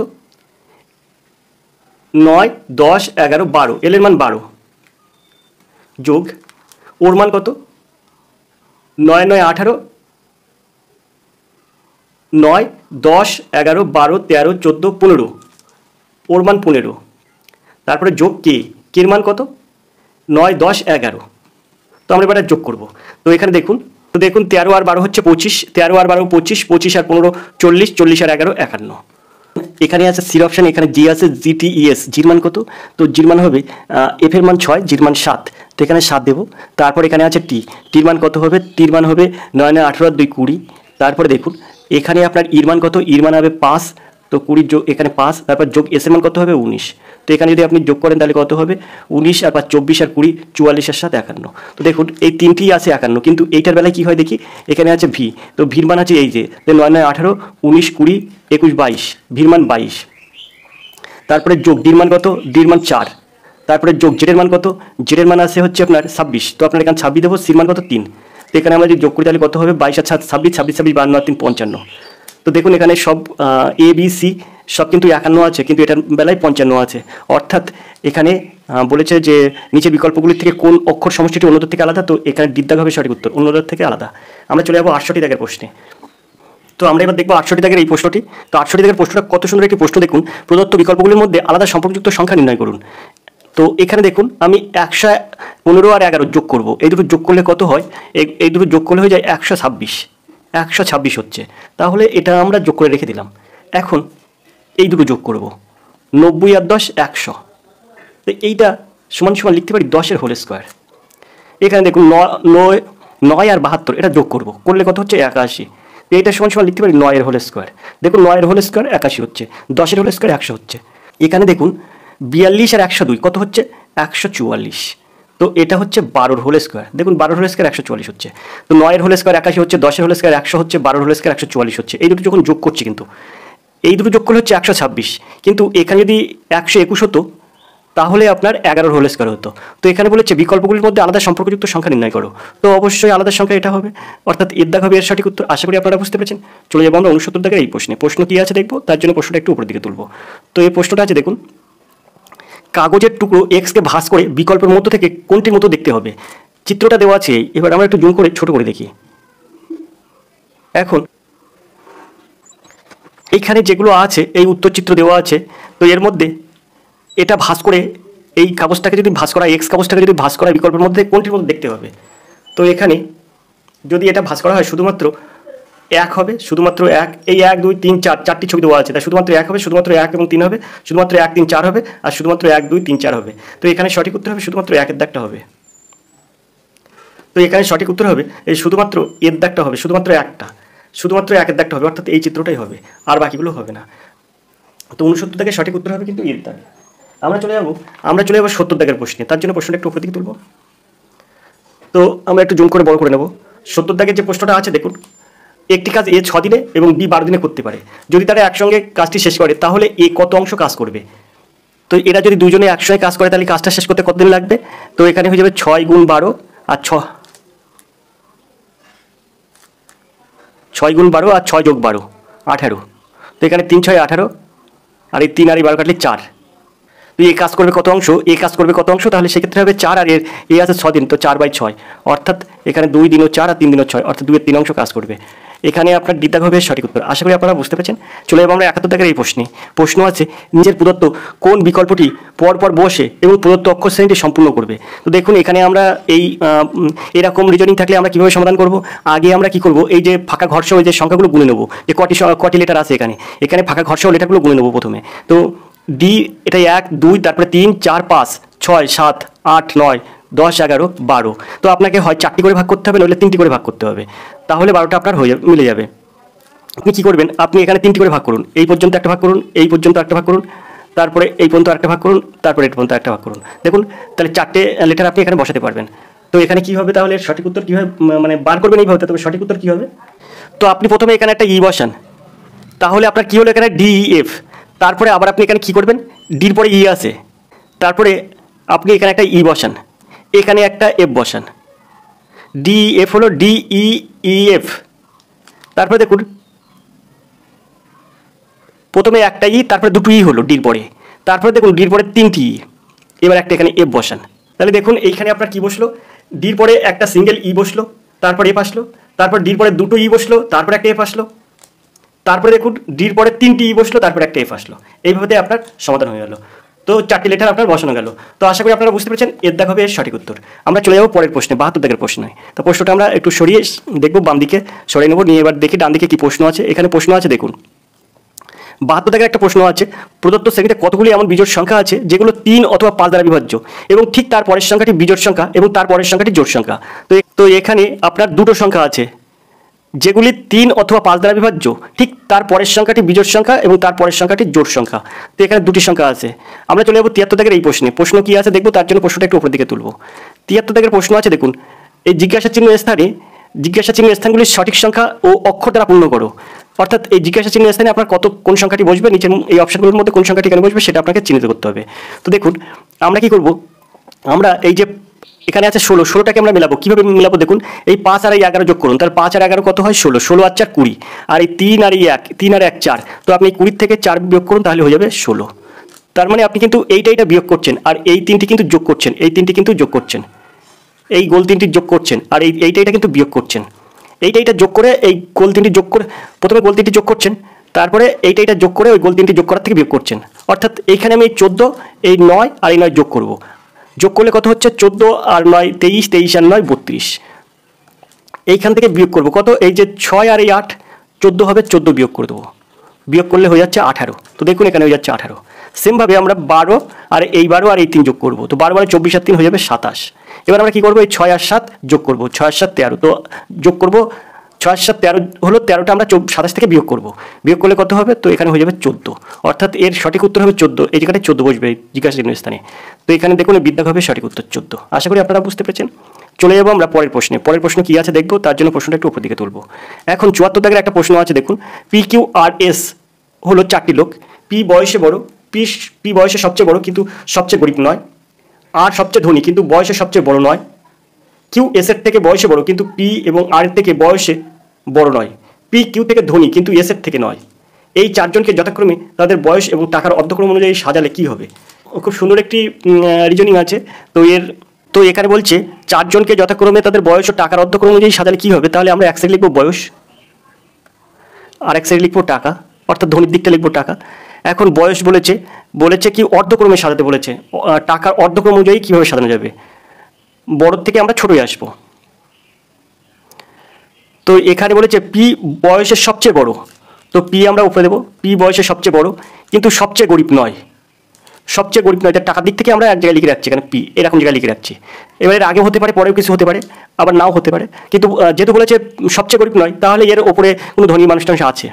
এবার বলেছে এখানে দেখুন বলছে আর সবচেয়ে ধনী কিন্তু বয়সে সবচেয়ে বড় নয়, আর সবচেয়ে ধনী কিন্তু সবচেয়ে বড় নয়। তাহলে অবশ্যই আর সবচেয়ে বড় মানে আর সবার টপে থাকবে টাকার দিক থেকে, কিন্তু সবচেয়ে বড় নয়। তাহলে আর এরকম জায়গায় হবে, হয় এর নিচে কেউ থাকবে, ওপরে কেউ থাকতে পারে। এবার এখানে বলছে দেখুন কিউ এস এর থেকে বয়সে বড়, কিউ এস এর থেকে বয়সে বড় কিন্তু কিউ এস এর থেকে বয়সে বড়, কিউ এস এর থেকে বয়সে বড়, এখানে লিখলাম কিউটা এস এর থেকে বয়সে বড়, কিউটা এই জায়গায় লিখলাম, যেহেতু এস ছোটো তাহলে এসটা এখানে লিখবো। কিউ আবার এখানেও লেখা যায় কিনা সেটা পরে দেখছি। বলছে কিউ এস এর থেকে বয়সে বড় নয়, এস এর থেকে বয়সে বড় নয়। এখানে বলছে কিউ এস এর থেকে বয়সে বড়, এখানে কিউ এস এর থেকে বয়সে বড় হয়ে গেল, কিন্তু পি এবং আর এর থেকে বয়সে বড় নয়, পি এবং আর এর থেকে বয়সে বড় নয়, অর্থাৎ কিউ ছোটো, পি আর এর তুলনায় ছোটো। ঠিক আছে, এখানে আমার মিলে গেছে।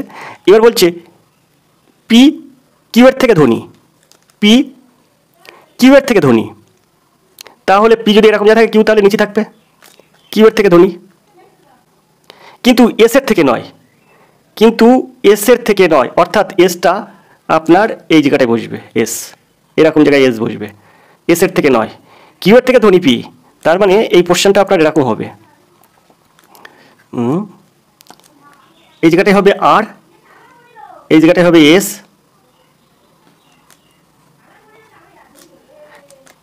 এই জায়গায় হবে পি, আর এই জায়গায় হবে কিউ। পি কিউ এর থেকে ধ্বনি, এই পি আছে কিউ এর থেকে ধ্বনি, কিন্তু এস এর থেকে নয়, এই এস এর থেকে নয়, এস কিন্তু পি এর উপরে আছে। এই চারজনকে যতক্ষণ তাদের বয়স এবং টাকার অর্ধক্রম অনুযায়ী সাজালে কীভাবে সাজানো যাবে? তো দেখুন, প্রথমে পি, তারপরে আর, তারপরে কিউ, তারপরে এস বয়স অনুযায়ী। পি আর কিউ এস অর্থাৎ বিদ্যাগ আছে, আর এস পি কিউ, আর এস পি কিউ অর্থাৎ বিদ্যাগ হবে সঠিক উত্তর, আর এস পি কিউ। তো বিদ্যাগ হবে সঠিক উত্তর। আশা করি আপনারা বুঝতে পেরেছেন। তো আমরা চলে যাবো এবার ৭৬ দাগের এই প্রশ্নে। ৭৬ দাগের প্রশ্ন আছে, দেখুন, প্রদত্ত শব্দগুলি অর্থ পূর্ণক্রম অনুসারে সাজাও এবং নিচের বিষয়গুলির মধ্যে কোনটিতে সঠিক ক্রম আছে তা নির্ণয় করুন। ফুসফুস, নাসারন্ধ্র, শ্বাসনালী, রক্ত। তো এরা কিভাবে সাজানো যায় সেটা আপনাকে লিখতে হবে। তো এখানে প্রথমে নাসারন্ধ্র অর্থাৎ 2 চলে আসবে, নাসারন্ধ্র থেকে শ্বাসনালী 3 চলে আসবে, শ্বাসনালী থেকে রক্ত যায় না, শ্বাসনালী থেকে ফুসফুসে যাবে, 1 চলে আসবে। তারপরে ফুসফুসের কাজ হবে রক্তের সঞ্চালন করা, মানে অক্সিজেনটা রক্তে প্রবেশ করানো, অর্থাৎ এখানে 4 হয়ে যাবে, 2 3 1 4, 2 3 1 4, বিদ্যাগ হবে সঠিক উত্তর। আমরা চলে যাবো পরের প্রশ্নে। পরের যে প্রশ্ন আছে 77 থেকে 79 নির্দেশ দেওয়া আছে। প্রদত্ত তথ্যগুলির পরে নিচের প্রশ্নগুলোর 8 জন বন্ধু নিচের প্রশ্নগুলোর উত্তর দাও। 8 জন বন্ধু A B C D E F G H একটি বৃত্তের চারিদিকে কেন্দ্রের দিকে মুখ করে বসে আছে। তো এখানে আমরা যদি বৃত্তটা আঁকি, আমরা একটু এটা উপরের দিকে তুলব। তো আমরা যদি এই জায়গাটায় বৃত্তটা আঁকি, তাহলে A B C D E F G H কজন? 8 জন বন্ধু। তো 1 2 3 4 5 6 7 8। এখন এখানে বলেছে এর বাম দিকে তৃতীয় স্থানে ডি আছে। যদি আমি এই জায়গাটা দিই, এর বাম দিকে তৃতীয় স্থানে, তো এ যদি এই জায়গায় বাম দিকে তৃতীয় স্থানে, ডি আছে এই জায়গাটায়, ডি আছে। ই এর ডান দিকে আছে, ই আছে এর ডান দিকে, ই আছে এর ডান দিকে। ডি এর বাম দিকে তৃতীয় স্থানে আছে বি, ডি এর বাম দিকে তৃতীয় স্থানে আছে বি, 1 2, এই জায়গাটায় হবে বি। বি এর ডান দিকে তৃতীয় স্থানে হবে জি, এখানে আছে জি। বি এর ঠিক পাশে আছে সি, তো এই জায়গাটায় বসাবো, তাহলে এইচ এর বাম দিকে তৃতীয় স্থানে হবে সি, এই জায়গাটাই হবে সি।